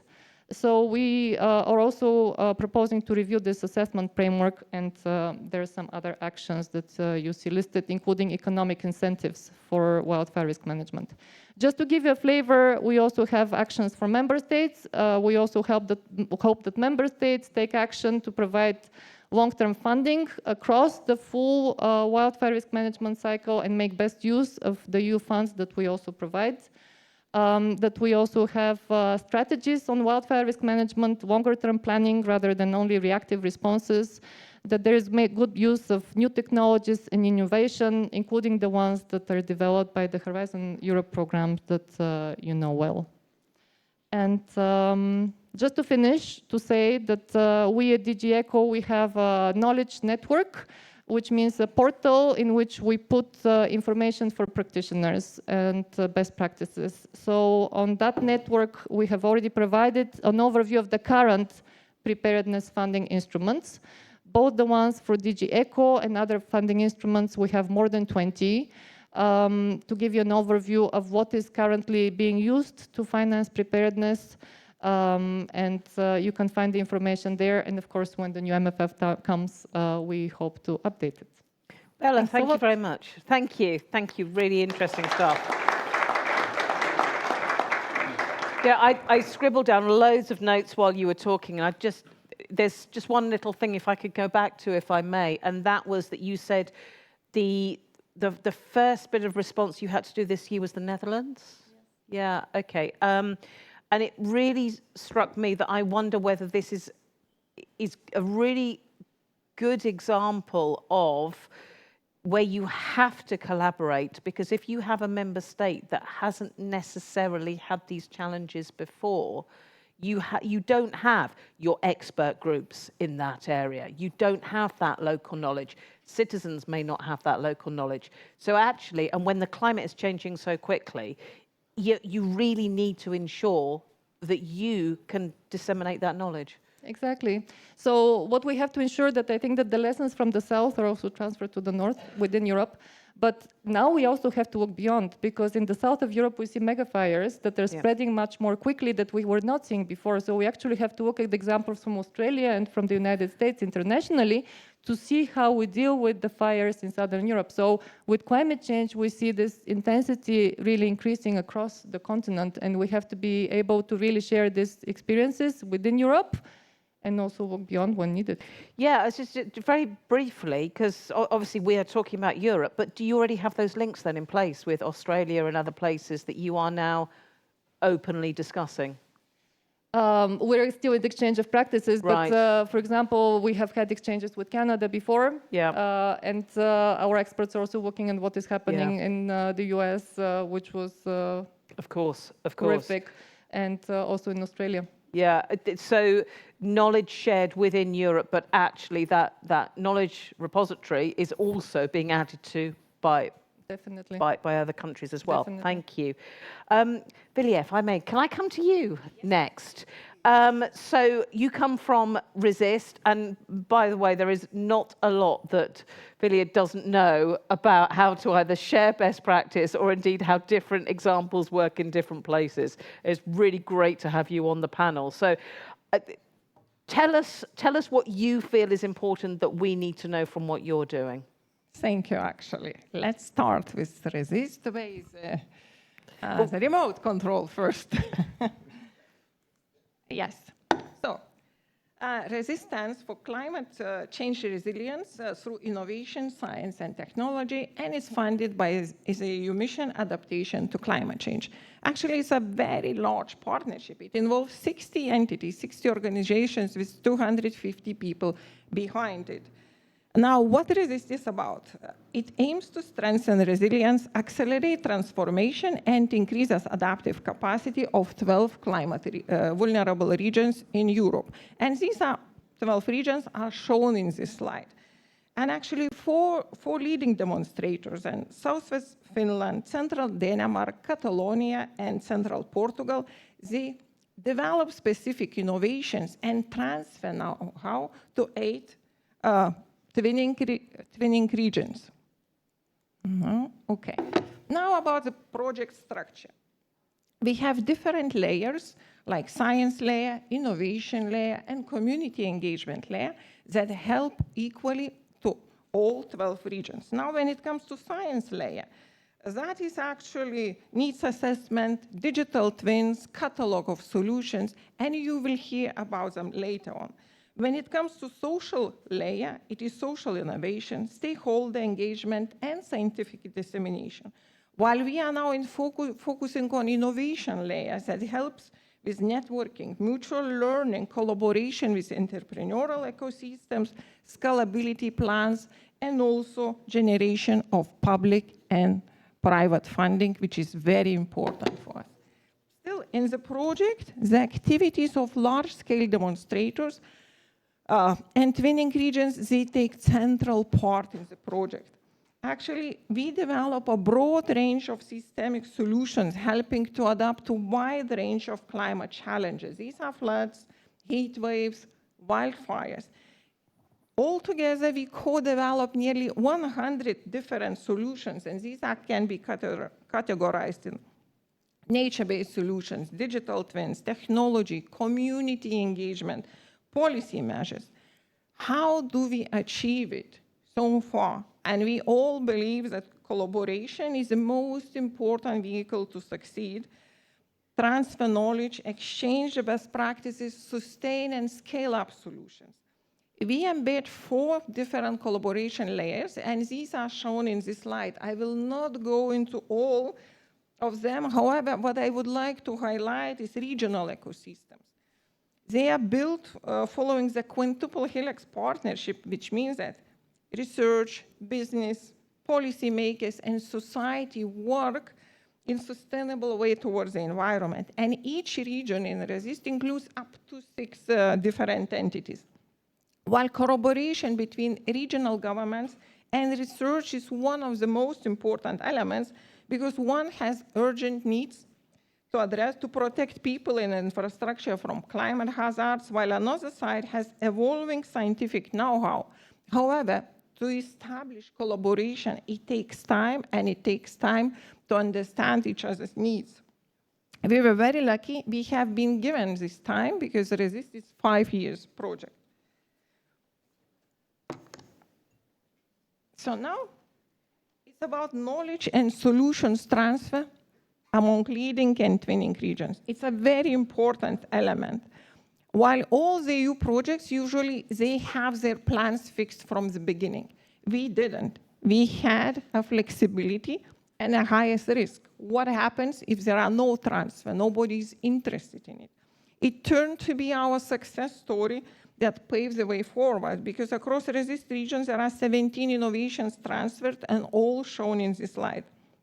The result, again, was achieved through flexibility, specific targeted methods from the beginning project, and we are kind of pioneers in this approach. So let me recap on these numbers now. 100 is the number of climate change adaptation solutions that I demonstrated. 17 is the number of solutions being transferred. And we have better results. 106 is the number of students that work free of charge in Blekinge, Sweden, because they believe the project is magnetic. 3.5 million euros, that is the number of public funding already generated by Southwest Finland to expand and deepen the RESIST results.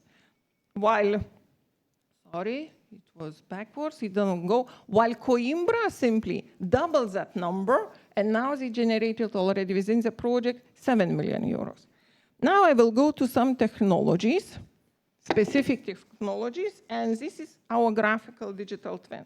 It helps to increase common understanding of possible climate change effects, allows us to present different adaptation solutions in virtual environments, and actually it enables all stakeholders to make better facts-based decisions.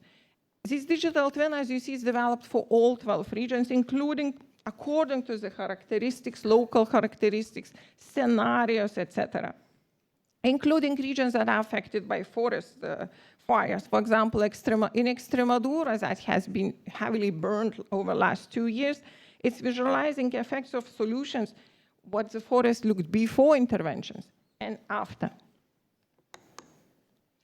Now I will give a couple of examples on this solutions transfer. For example, Catalonia develops 3 different solutions. One is Argos, it's called Argos, early warning system and decision support tool that helps emergency managers and other stakeholders to anticipate impacts, better prepare for weather-related emergencies. It centralizes all information and issues specific warnings about critical points, infrastructures, and assists in situation management. While Citizen Participatory Toolkit is designed with citizen-centric approach, aiming to strengthen communities and ensure participatory processes. All it works together, while 2 regions, Baixo in Portugal and Puglia from Italy, found both solutions very useful and have uptaken them after having customized to specific scenarios necessary for local communities. Now, another example is the solutions are being transferred from central Portugal to 2 regions, Baixo and Extremadura. These are different. These are nature-based solutions. One is called IEGP, and it stands for Integrated Areas of Landscape Management. This approach is actually provides effect for more than 100 hectares communities, aiming at reducing wildfires. And it involves different measures, like landscape transformation, species reconversion, territorial revitalization, financial and operational frameworks, while village condominiums is another solution that deals with the buffers zones around rural communities, protecting the residents from wildfires.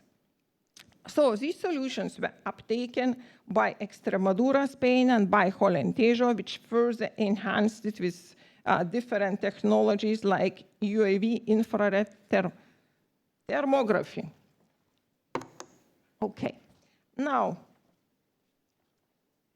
we like to share, and we like to share our knowledge openly. Therefore, we have prepared the Resist Adapt platform.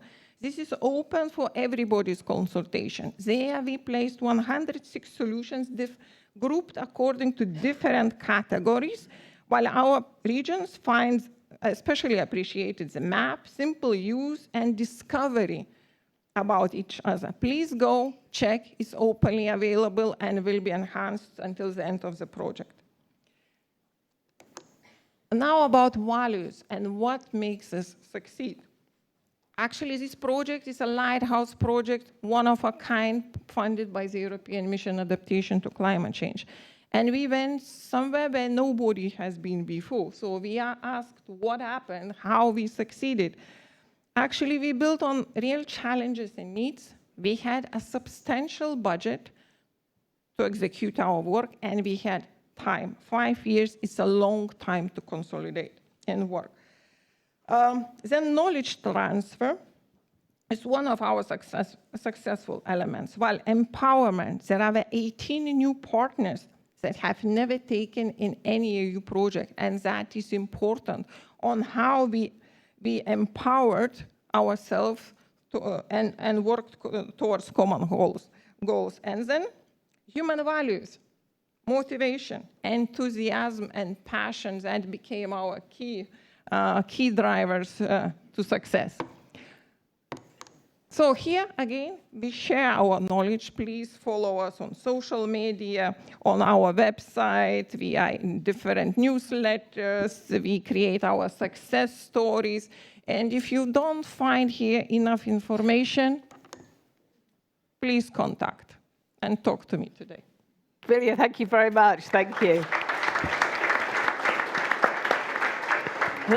Came across really, really clearly that you've got masses of community engagement. How many students did you say that you were able to? Oh, can you grab a mic? Yeah. Actually, that is only one region. It's Blacking. But they've gone with the student route. Yeah.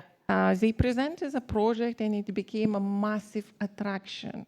And magnet 106, and they expect to grow up to 130 by the end of this year, and this is free of charge participation because they simply believe in the project goals.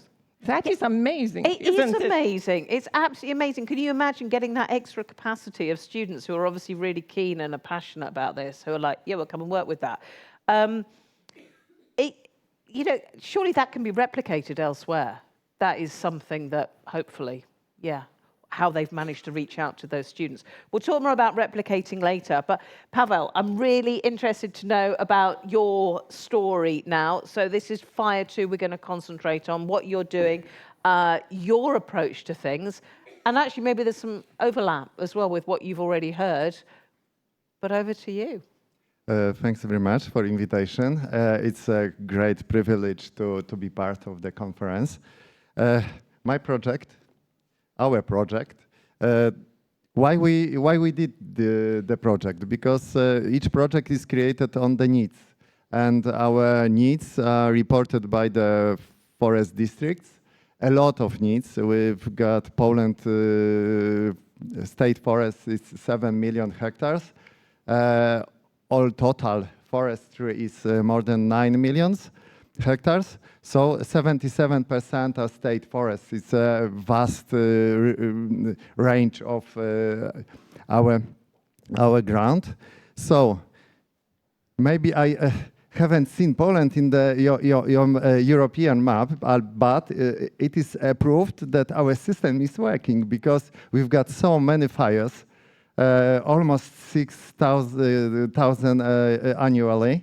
What is forest fire risk in Poland is among the highest in Europe after Portugal and Spain. So this is the problem. Our forestry is important, and the European funds, cohesion funds, it was the first firefighting project successfully finished with 85% of European Union funds Cohesion Fund.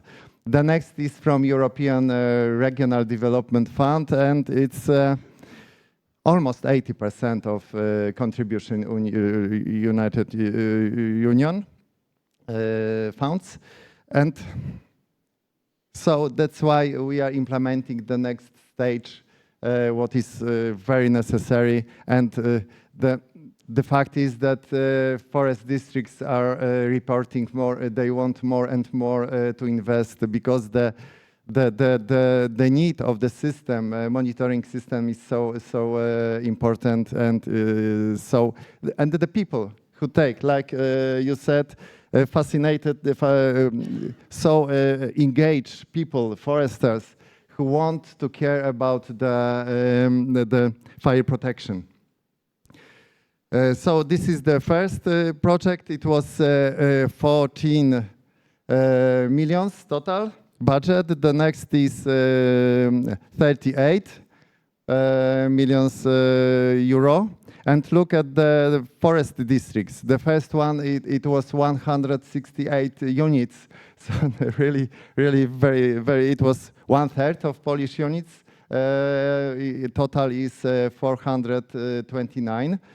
The next, this project, Firefighting 2, is very huge as well. 165 forest districts. So indicators. First, realization finished 449, the 42. The next is 452 investments. So hundreds of investments in all around Poland. I will see you at the map. This is the slide, the first one. This is we are on the basing on the needs of forest districts. We created the logic of project. So we've got 5 main logic objections. So it's building, construction, renewing, retrofitting, fire lookout towers constructions, fire lookout system, what is purchasing. The next one is meteo station. Of course, we are purchasing, we are going to purchase vehicles, patrol and firefighting vehicles. And the new objective in Firefighting 2 is water supply points, which are very, very important. Poland is mostly flat.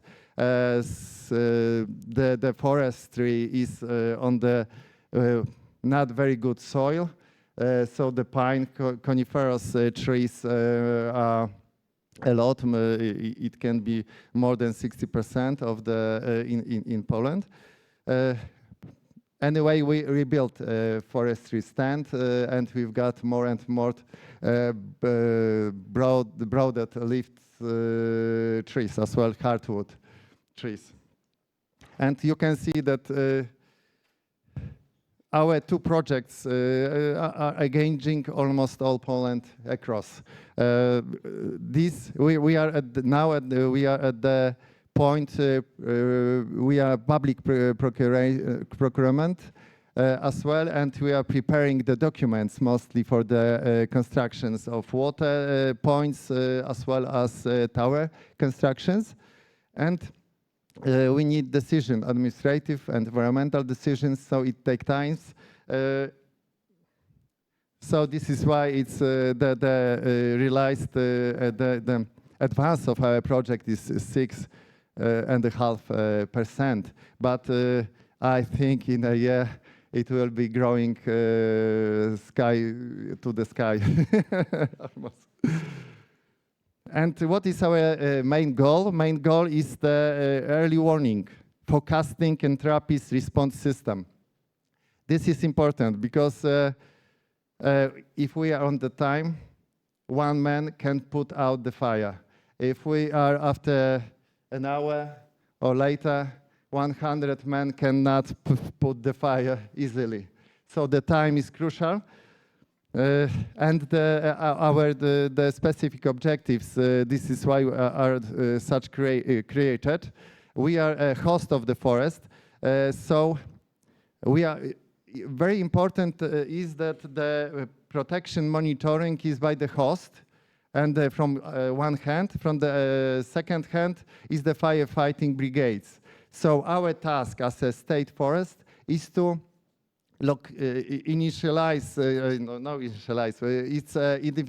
identify the place, exact place of the fire, and alarm the fire brigades.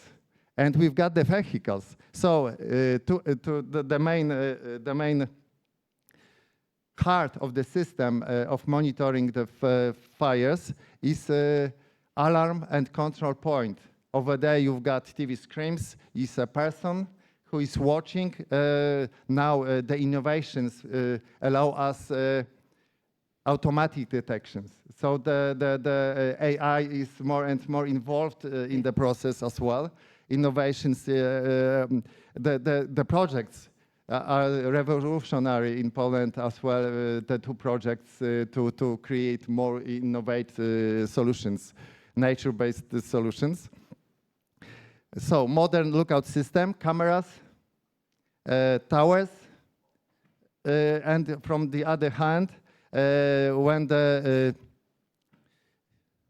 meteo stations, which are very important part of the system, identify a period of time where the risk is high because of the parameters of weather. Weather are the most important. If there is dry litter, pine litter, if humidity, high temperature, like today, wind, strong, changing wind is the most difficult for for protecting and fighting with the fire, and the strength of the wind. And when the degree is high, all the system is working on the high level, and all people are engaged to looking and to trying to identify the fires. So when we get to know the fire localization, the vehicle goes over there, and it is sending exact place where the fire is, but if the fire is small, we can extinguish it. On the vehicle there is 400 liters of water, so the forester can put it out. And the effects, our effects is resilience.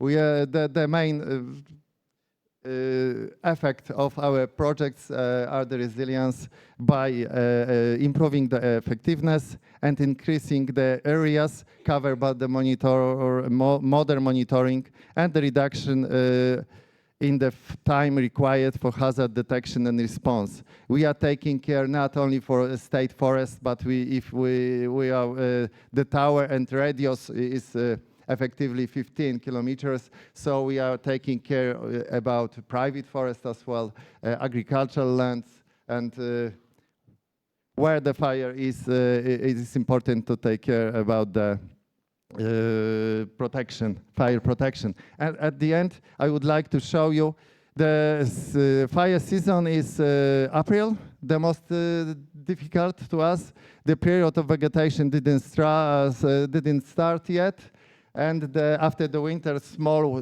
snow is not giving water, so the drought is high on the surface of forest. This is the very difficult, like the 2024 and 2025 shows. The same was this year. This year was catastrophic. Unfortunately, after 34 years, it was first catastrophic fire in Poland, unfortunately, 1,200 hectares.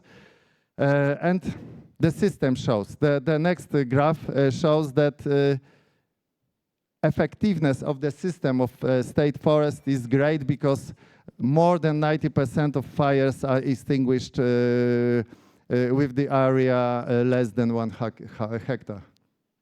So, thanks. It was great. Thank you very much. Thank you very much. Thank you. Thank you. Say again, Bella.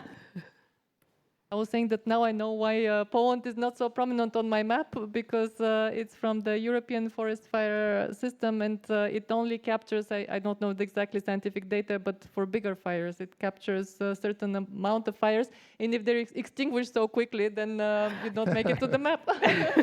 I don't know, this is good in one way, but actually, you need to see the data. Because otherwise, in a very obvious example like that, it's like, is that because there's no fires or they're doing something really, really well? Exactly. So there's another map, I'm sure, of the wildfire risk, and you have to be reading them together, not just looking at the response side, but having a holistic approach, as I was preaching before. So true, so true. Let's open up to questions. There's been some fascinating examples. Really good to hear the policy all flowing throughout this as well. If you are watching us online, you can use Slido. Please put in your questions. I'll get through as many as possible. So anyone straight off in the room that wants to? Yep, we can get a microphone down to you. If you wouldn't mind standing up for us, thank you. It does, yes. It certainly sounds like it is. It works, yeah. So thank you for the great presentations, and I have a question for Vilija. I've been acting as a midterm evaluator of the RESIST project, which is indeed very, very impressive. And there was one emerging, relatively new activity when I met you and the consortium last year, which was about, if I can say so, making the case, the business case for climate change adaptation, which is so far seen mostly as a public affairs or a public fund responsibility, public authorities' responsibility. But throughout your project, you were starting an activity to make the business case, meaning to start to explore the commercialization of some of your solutions, which would bring then the private sector more into that game. And I found this very, very interesting and relatively underdeveloped nowadays. So can you say a little bit about how this is evolving and what you have found and achieved on this front? Thank you for that. Thank you for that question. So I thought you were going to say about actually, being climate aware was a good business case, but you're talking specifically about the tech and what you are doing of commercializing that. Yeah. As I showed in my slides, it is possible, and regions are willing to invest and find different sources actually to expand and sustain the results. That does not go only for the public funding, which you already saw in the slides, this impressive amount. The same applies to different solutions or systems developed that can attract private investments. The resist is so big that it has even venture capital company inside, helping regions or helping the partners to generate and attract private investments. It has a consultancy company that provides mentoring, business support, etc. And recently, we have already undergone a first set of these sessions and clearly identified some solutions that can attract private funding. One of them is this Argos I mentioned in the presentation. The company scaled up twice in size during the project duration. It expanded its market in other regions in Spain and is going now to Croatia. So that is a success story, one of them I could share. Yeah, no, that's wonderful. Thank you. Thank you very much. Anyone else in the room that's straight off? Yeah, got a question at the back there? You got a microphone there? Yeah, there you go. Lovely. If you wouldn't mind standing up for us. Thank you. So first of all, thank you so much for the presentations. I'm from Portugal, so that looks really bad in the picture.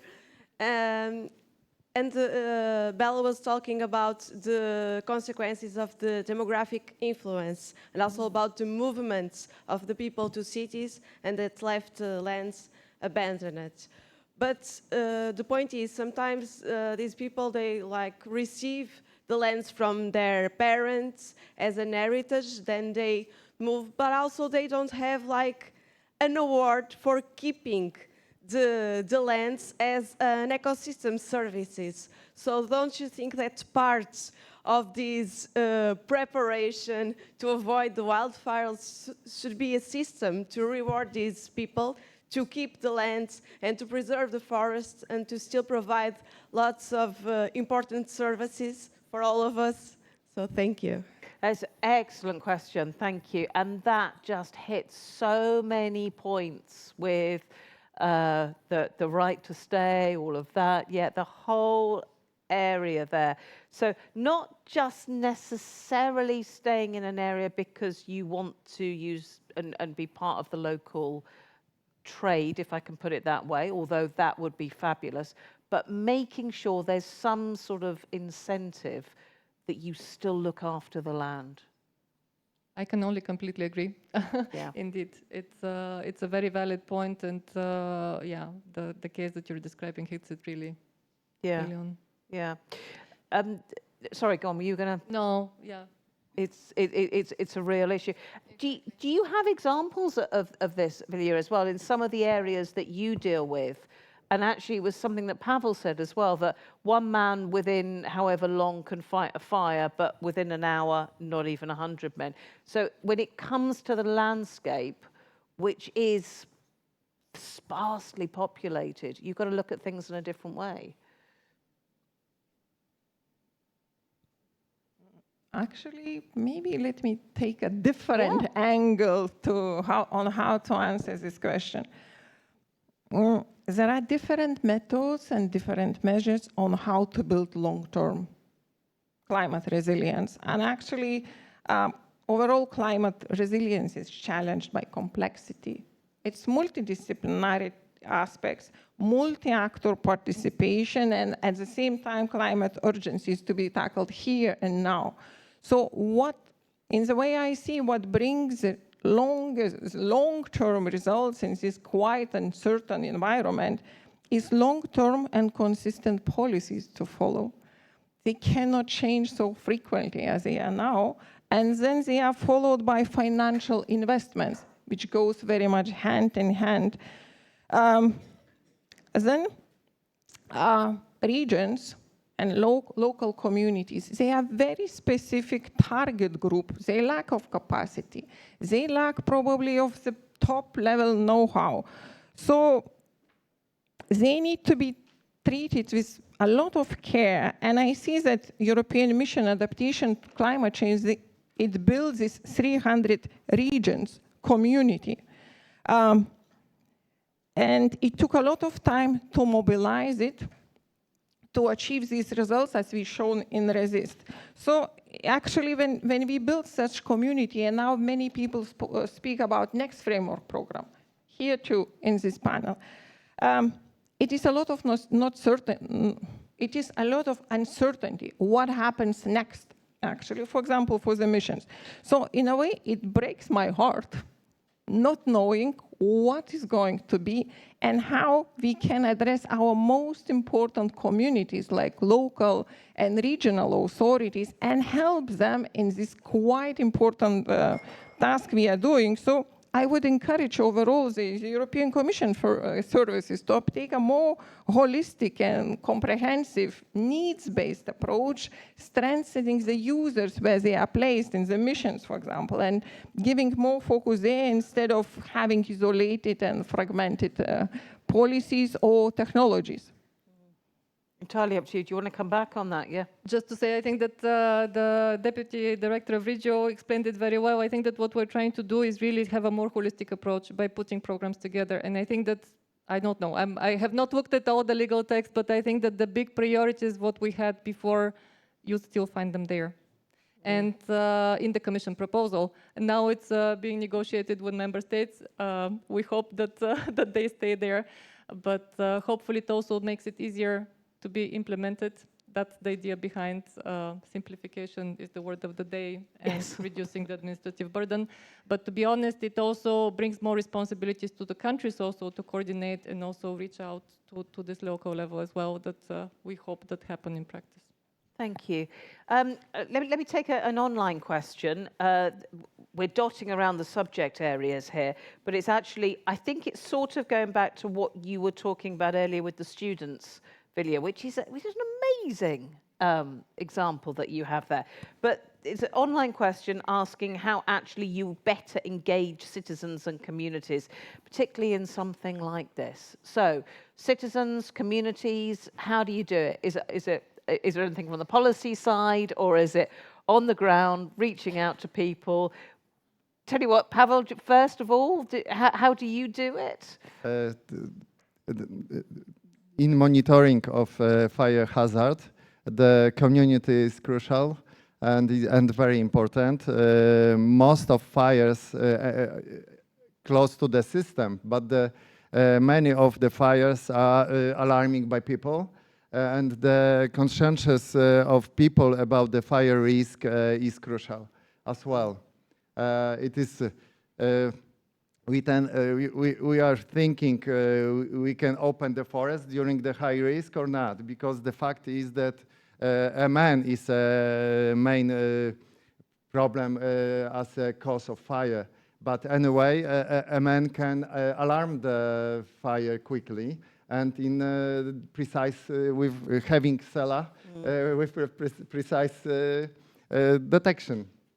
So the communication, the higher cooperation with units around the region are very, very important and are crucial. Men and human beings engaged, professionalists in forestry, professionalists in firefighting brigades, and people are very open to helping with the fire hazard and firefighting conflagrations.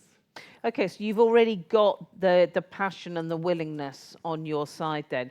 Vilija, I don't know whether this is an unfair question for me to ask you, because you just may simply not know the answer to this. But just give us, if you can, a real-world example of how you engage the community. What is it? Is it simply going to universities, local interest groups? Is it community WhatsApp groups? How do you get communities on board? That's a question to me. Yeah, I mean, can you answer? I don't know whether you can. Actually, one of resist from the first day, what we realized, I was a coordinator, we realized that we need to empower communities. We need to enable the collaboration. How it works, and now we speak because we succeeded quite a lot. Now we look rather backwards and see what has worked. And what I believe has worked is that people, both in and regions, academia, businesses, policymakers, they all gathered together and they believed and shaped these co-solutions that actually they had all something to do together. That is the first aspect. Then the benefits came because suddenly a mayor sees the benefit and decides to put money, for example, in Catalonia, putting additional shelters. Students see the benefit not only for their studies, it's a new generation we are talking about. They need to do something useful, and therefore they believe in the mission. They join. Fundings come together because then this, for example, city of Turku sees that citizens believed in what Resist delivers. They join in. So everyone has to buy in what we are doing. And that requires actually quite some efforts. Therefore, stability and long-term matters a lot to generate good results. Actually, that goes back to your point, Bella, as well, doesn't it? It is the long-term planning, getting things right from the beginning, involving, therefore, the right people. And actually, in a world where we live, there are so many, particularly when we're talking about fires, it's the immediate response. You can't just concentrate on the immediate response. It's got to be that long-term. Exactly, you have to prepare. Yeah, you have to prepare. Yeah. Maybe just to give statistics from a Eurobarometer that we ran about a year and a half ago. because population preparedness is very close to my heart. It showed that about half of the population in Europe would like to know more about the risks they face. Okay. Half of the people.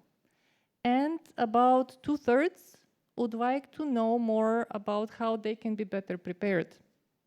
It's powerful numbers.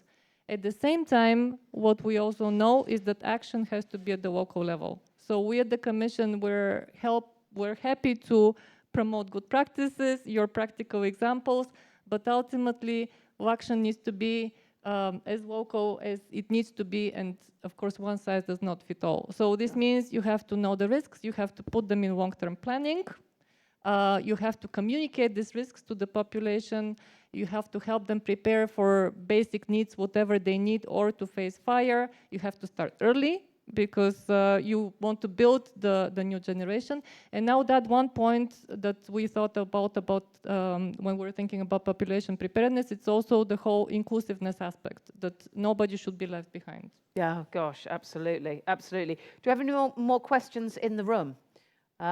Throw one more in from the room. Okay, let me take an online question then, and that is on the digital side of things. Digital twins, that was you, wasn't it, Vilija, talking about digital twins? Yeah, amazing. You were talking also, Paweł, about AI. So the question is what you are using on the digital side of things and how that helps. I'm just wondering, and also it comes back to your question as well about the commercialization of this. Digital twins is a concept that's been taken from industry, from manufacturing, from the energy community. They are now also looking at how you use AI to compute all the millions of scenarios that digital twins can develop. Are you also using that? We are also doing that. Brilliant. Actually. And even further, the digital twins, they are customized according to the regional scenarios. The most of 12 of our regions, they all wanted to have flood simulation and visualization and how to prevent this climate hazard for causing more damages. But actually, there are more different scenarios. And by learning together, because that is the technology they all 12 regions needed to develop, they came up with new ideas on how the digital twins could be used better.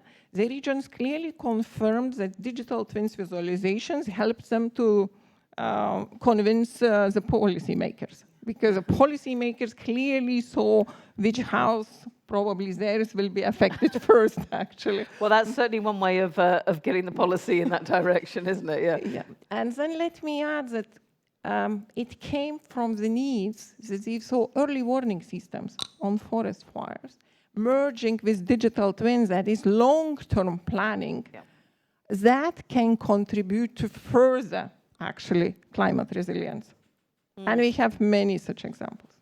Exactly, the gathering of the historical data, how the fire is developed, how the fire is characteristic of the fire and the behavior of the fire.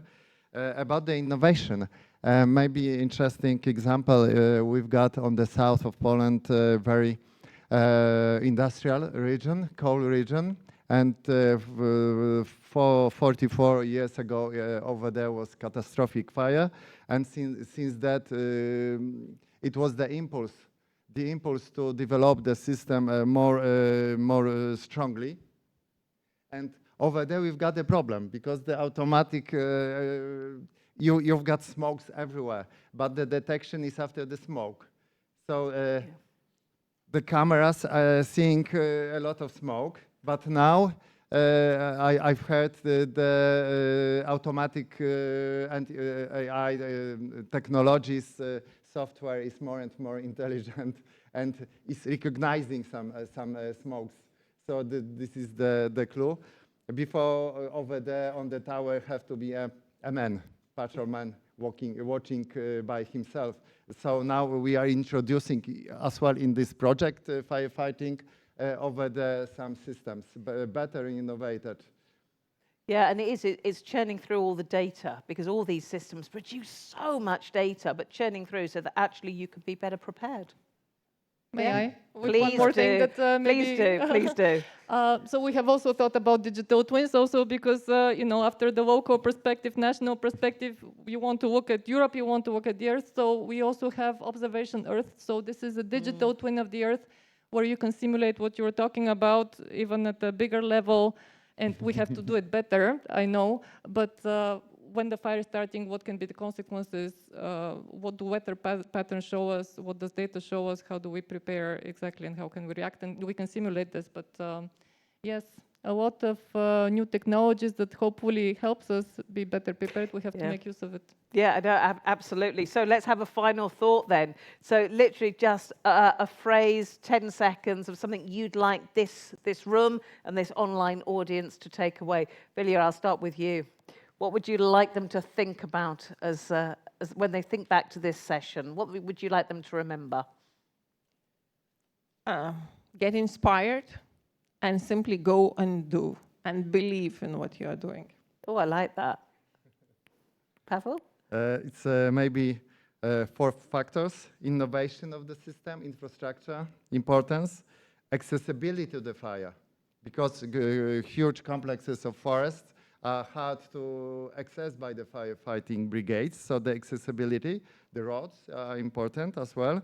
Communication with the other institutions, with people, and inside, of course, for state forest and fire brigades, and municipalities as well, and cooperation.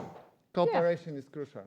Absolutely. And people engage. Professionalist people are the top. So inspire people, engaged people. Yeah. I'll also finish with people. Go on, policy people, no doubt.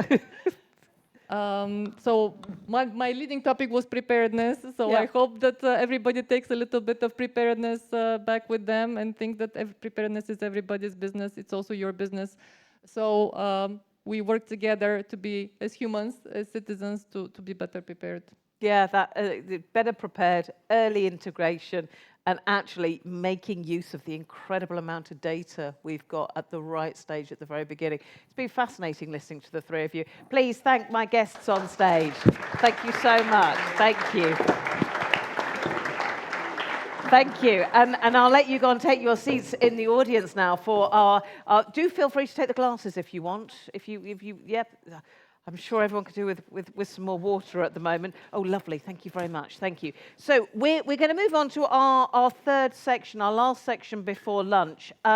This one, well, we actually wanted to give you an update and more information on the whole project of Do No Significant Harm, where we are at the moment, because we're very aware, basically, there's a lot in this room, a lot of people in this room and watching us who deal with this, who are aware of this, and every day there is lots going on in their day-to-day world on this piece of policy. So we thought we'd give you an update. Cristina, come and join us, the Secretary-General of DG Reform, Cristina Costa Salavedra. Come and join us. Thank you so much. Thank you so much. Thank you. Take a seat wherever you like. Yeah, fabulous. So what we will do is I'm going to ask Cristina to give sort of 10, 15 minutes of where we are at the moment with this, and then I'm going to go straight over to questions, because I know, as I say, there's a lot of people in the room that deal with this all the time, and no doubt we'll have loads of questions for you. Is that all right? Brilliant. Okay. Over to you. Let's have an update. Thanks a lot, Sasha. And actually, there is a lot of people interested in this because we hold a DNSH workshop with some member states in May, and I can recognize some of the faces in the audience, so that's perfect. And sorry, it may seem a bit repetitive for those people, my update, but okay, we'll go to it.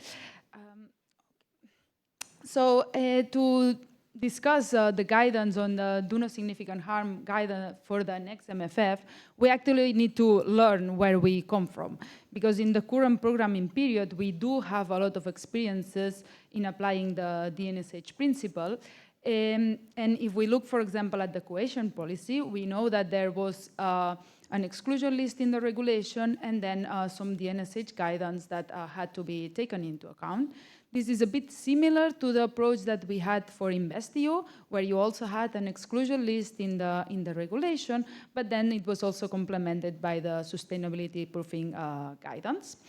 Then if we go to the RRF, which is actually my area of expertise, it's where I've been working for over 4 years, we had a bit of a different approach where we didn't have a clear exclusion list in the regulation, but we did provide detailed guidance, and member states provided us their self-assessment. And on top of that, we did include conditions in the CID annex, which is basically the contract with the member states. And then the last approach that we developed last year was the approach for the Social Climate Fund, where we have also quite detailed guidance because of the scope of limited scope of the fund, allowed us to go activity by activity and provide a detailed DNSH criteria for each activity there. But it is true that I just presented 4 different approaches that all complemented or kind of interacted among each other under the current programming period, and we very well understand that it created confusion and problems in a lot of member states. So we had identified 3 main issues that we are trying to tackle for the next MFF. The first one is this problem of inconsistency, and also the problem of lack of clarity that we already tried to address with the Social Climate Fund, but of course it was not that clear in the RRF or under cohesion policy.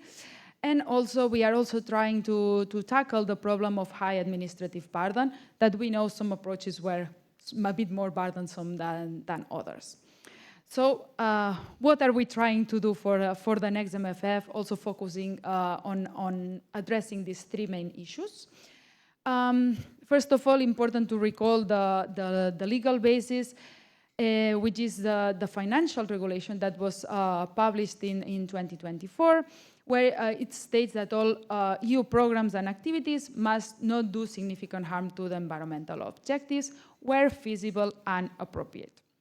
And consequently, the DNSH has to be seen as part of this sound financial management principle.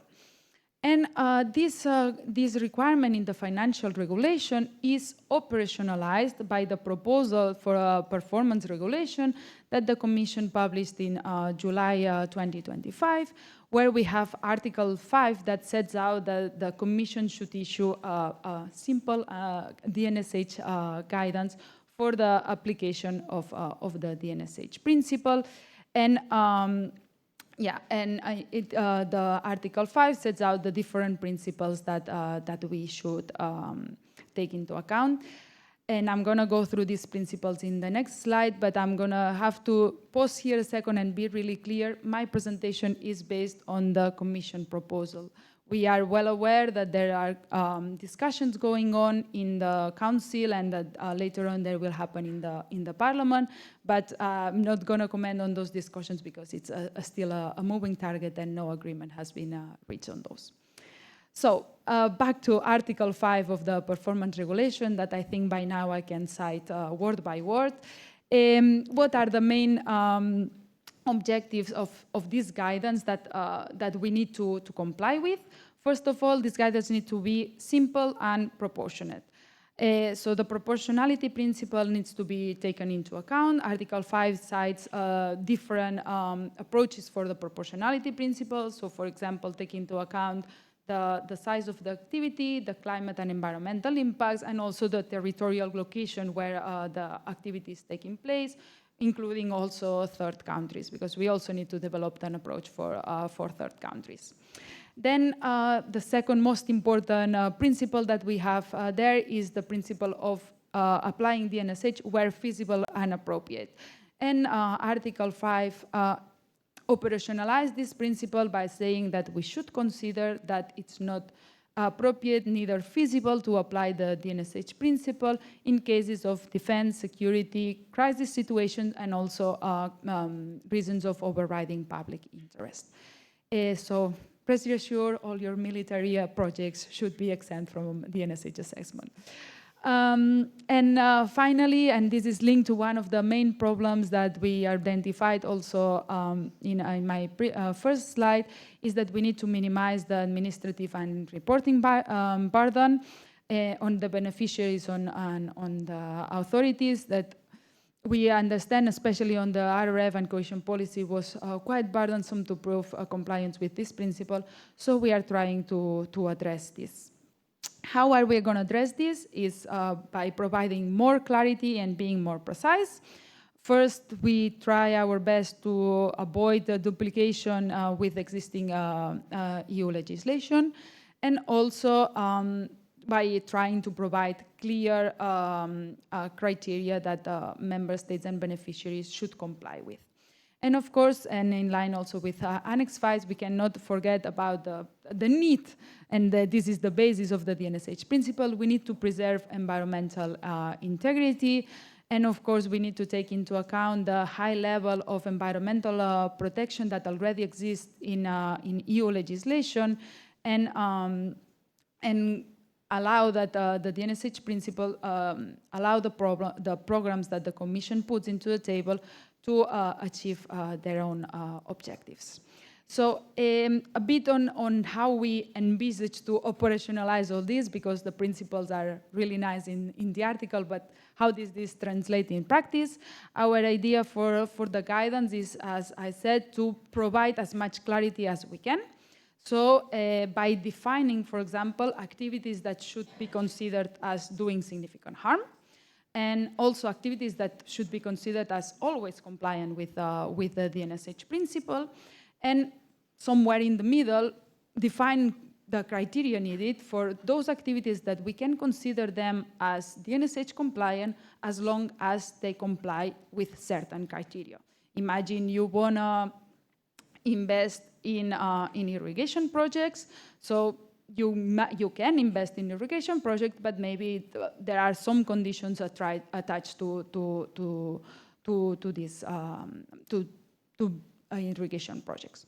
So that's a bit the idea that we have in mind, and we also aim to provide clarity on certain type of activities that we consider them as a bit special, such as, for example, financial instruments or research and development, that we know it can be a bit difficult for them to apply the DNSH principle because of their nature. So our aim is to also be able, through the guidance, to provide a bit more clarity how the principles should apply to this type of activities. And now maybe I could move to my last slide, which is a bit what is the timeline that the envisaged for these guidelines. You may be aware that already back in March we published a call for evidence, and thanks for all the people that replied to that call for evidence. We read your comments, and we do try to integrate them as much as we can.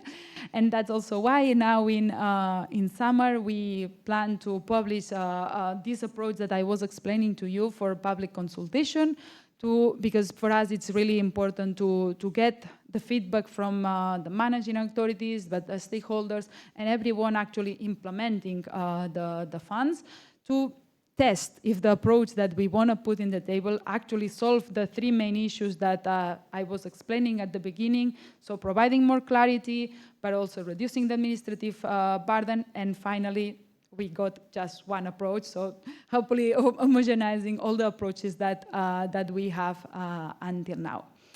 And after the consultation in summer, which I encourage you all to have a look at that, we will do all the reach out that we can. We will spend the autumn integrating all your comments and trying to revise the guidance in line of all the comments received, with the aim to publish the guidance by the end of this year, so by 1st January 2027, as requested by Article 5 of the Performance Regulation. And that would be it on my side. Thanks a lot for listening, and happy to answer your questions. Thanks, Cristina. Thank you very much. Thank you. A whistle-stop tour through what is probably a very, very full-on day in the office every day, right? So just to clarify that timeline, so revising by the end of this summer and then announcing. Yeah, so the idea is that now we are trying to finalize the discussions internally, so we can by end July we aim, but don't quote me on that one. Publish something. Publish something for public consultation, and rest assured, we all know we all need to take holidays, so we will ensure that we have enough time on this public consultation. It's minimum 8 weeks, so everyone can go on holidays, come back, read the guidance, and provide comments. There's no time for holidays, given everything we have to tackle at the moment. But yeah, that's the idea. Over summer, we publish it for consultation, and then in autumn, we revise the comments and publish. Fabulous. Thank you. Okay, over to you. Questions in the room. Lovely. There's one right at the back. And raise a hand for me if we've got another one down here. No, okay. Please go ahead. My name is Morgan Henley from CE Bankwatch. I had a question. How come the modernization fund wasn't mentioned on there? You had the social climate fund, which actually isn't even active yet, but the modernization fund has been active for 5 years, and it's also not clear how DNSH is going to be applied because there hasn't been any guidance for the modernization fund. So any clarity on that would be appreciated. Thank you. Thanks a lot. Should I? Yeah, please do. Yeah. So the modernization fund and also the, if I'm not mistaken, the innovation fund, they come from the ETS fund, so they have their own regulation, and they do need to apply the DNSH, but the regulation that governs the modernization fund requires the application of taxonomy. So it's a bit different. We do not have to provide guidance for that because it's a different regulation, and the money comes not from the MFF, but from the ETS installations. Thank you. Did I see another hand hovering down there? No. Okay, let me take a couple of questions from our online audience. Thank you very much for those who are submitting questions online. If you need the Slido QR code, it is the big QR code behind me. So hold your phone up to your computer screen, and then you can interact with us. We're talking about potential of mandatory guidance. Those two words are, obviously contradictory, but will this, as an online question, will this guidance be mandatory for member states? That's a good question. Yeah. Look, the guidance, and it's embedded in the performance regulation, so it is a criteria that all the member states will have to comply with. Depends on the fund, like it's going to be applicable to all the EU funds, so not only to the NRPPs, but also to the competitiveness fund, meaning that the Commission will have to apply it to itself when they launch a call for the competitiveness fund. So that's the idea. It's supposed to be mandatory, but as always, the performance regulation is still under discussion. So let's see what co-legislators agree on that one. Okay, so people need to get involved now with this. Yeah, absolutely. Anything else in the room? Okay, let me take another question from online.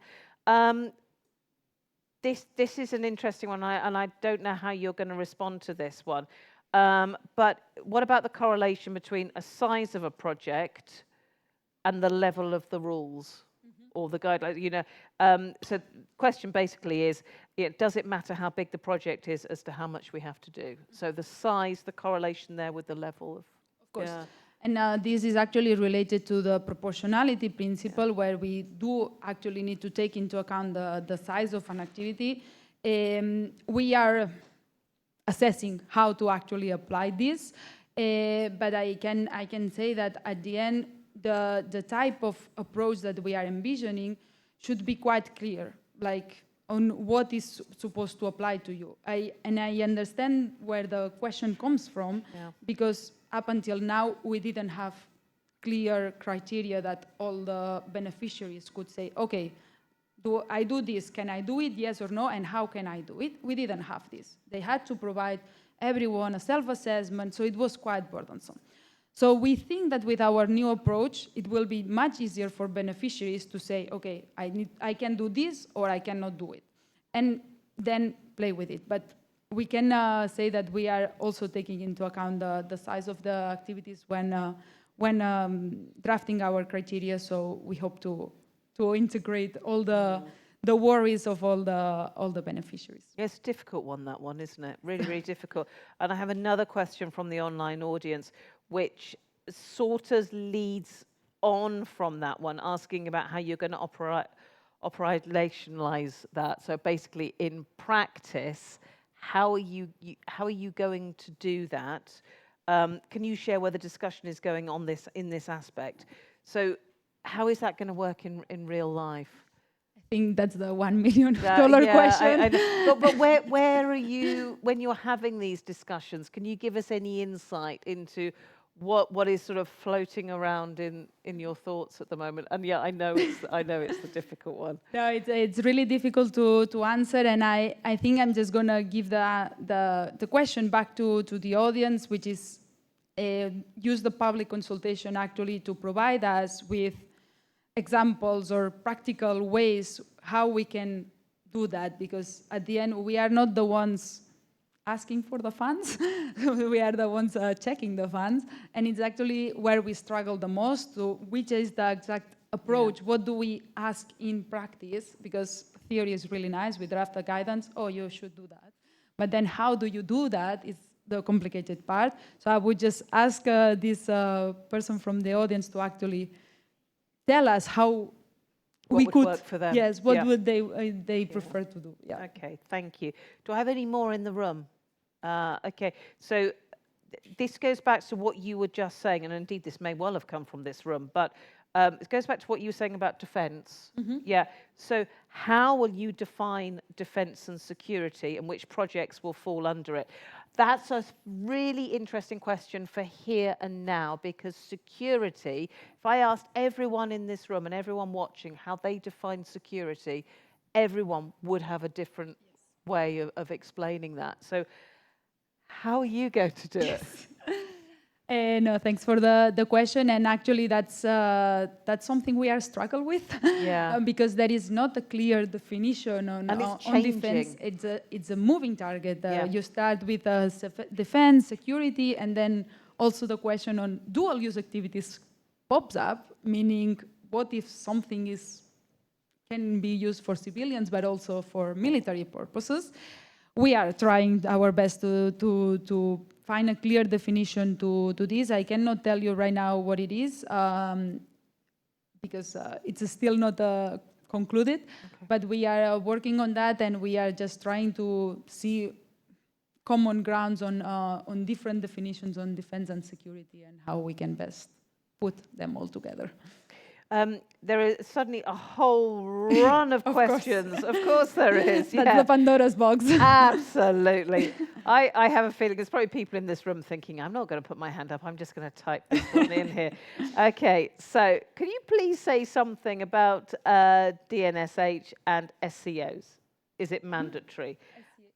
SCOs.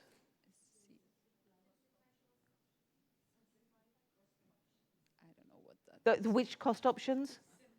Oh, simplified cost options. Oh, okay, thank you. Is it mandatory? And also, please, about home funds.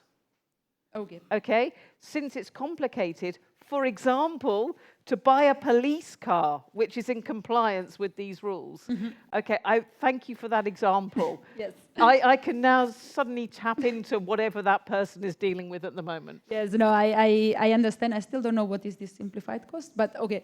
I think I get the question, and I can tell you from my experience on the RRF, we do had to finance special purpose vehicles, such as a police vehicle, but same for firefighting trucks, ambulances, etc. And we did have in the RRF the condition that you should only finance zero-emission vehicles, but of course we still wanted to finance an ambulance, no matter what is the fuel of the ambulance.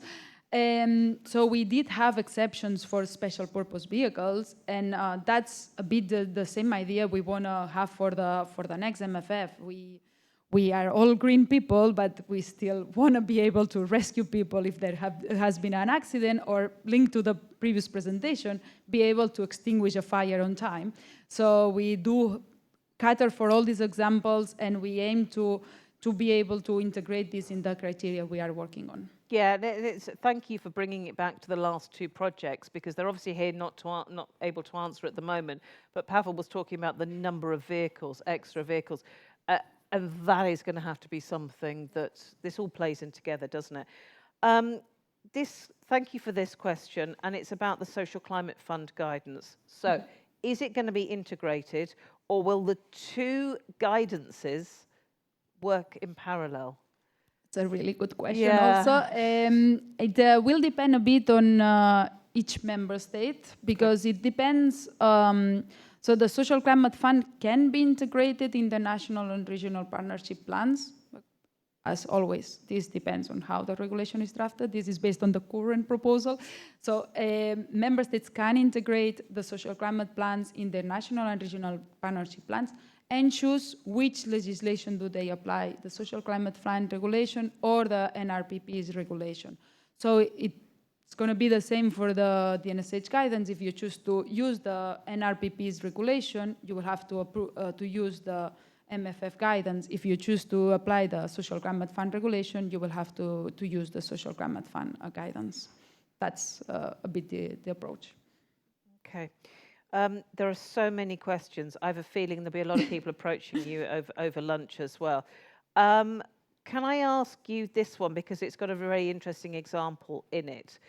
And this person says, there will be best practices for those projects in which we are unable to apply DNSH environmental assessment as hydraulic works for hydraulic mitigation, for example. So I think what they're saying is, is it someone in this room? If so, please feel free to put your hand up if you're asking about hydraulic works. No, it's someone online. Okay. How do you therefore use the best practices for projects when actually you can't use the do no significant harm criteria or rules or guidance? Because there will be some, is what this person is saying, yeah. Yeah, so like this will depend first on the final DNSH criteria that we will have. But of course, you have to remember that at the end, DNSH complements the existing environmental legislation that we have in the EU. And the legislation that we have continues to apply, and it's mandatory to be applied with. So if a hydrological project is subject to an environmental impact assessment or whatever other EU legislation, that still applies. So we'll have to complement between both. Great question. Will civil society have a chance to have their say on the guidance before it's published? Of course, it's going to be published for public consultation, and everyone will be able to reply to it. Okay. And I'm guessing you consult on the best ways of getting the consultation out there as well. So yes. You actually do get a full response. Yeah, I mean, we did, because I also worked in the Social Climate Fund guidance, we did that, yeah. And we aim to do it similarly to what we did for the Social Climate Fund. Okay, this may be a quick one, it may not be. Within cohesion policy, managing authorities are already confident to monitoring interventions through the climate tag for the IFs.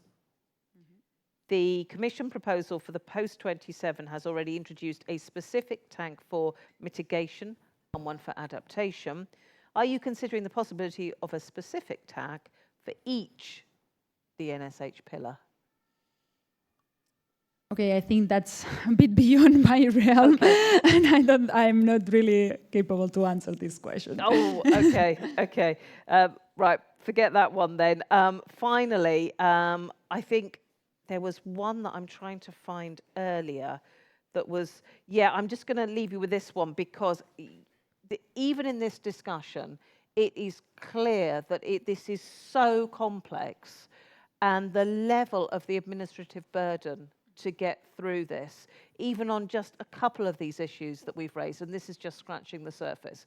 So there was a question came in earlier about the high administrative burden, and it's gone now, and I forget the exact wording, but basically, can you help more?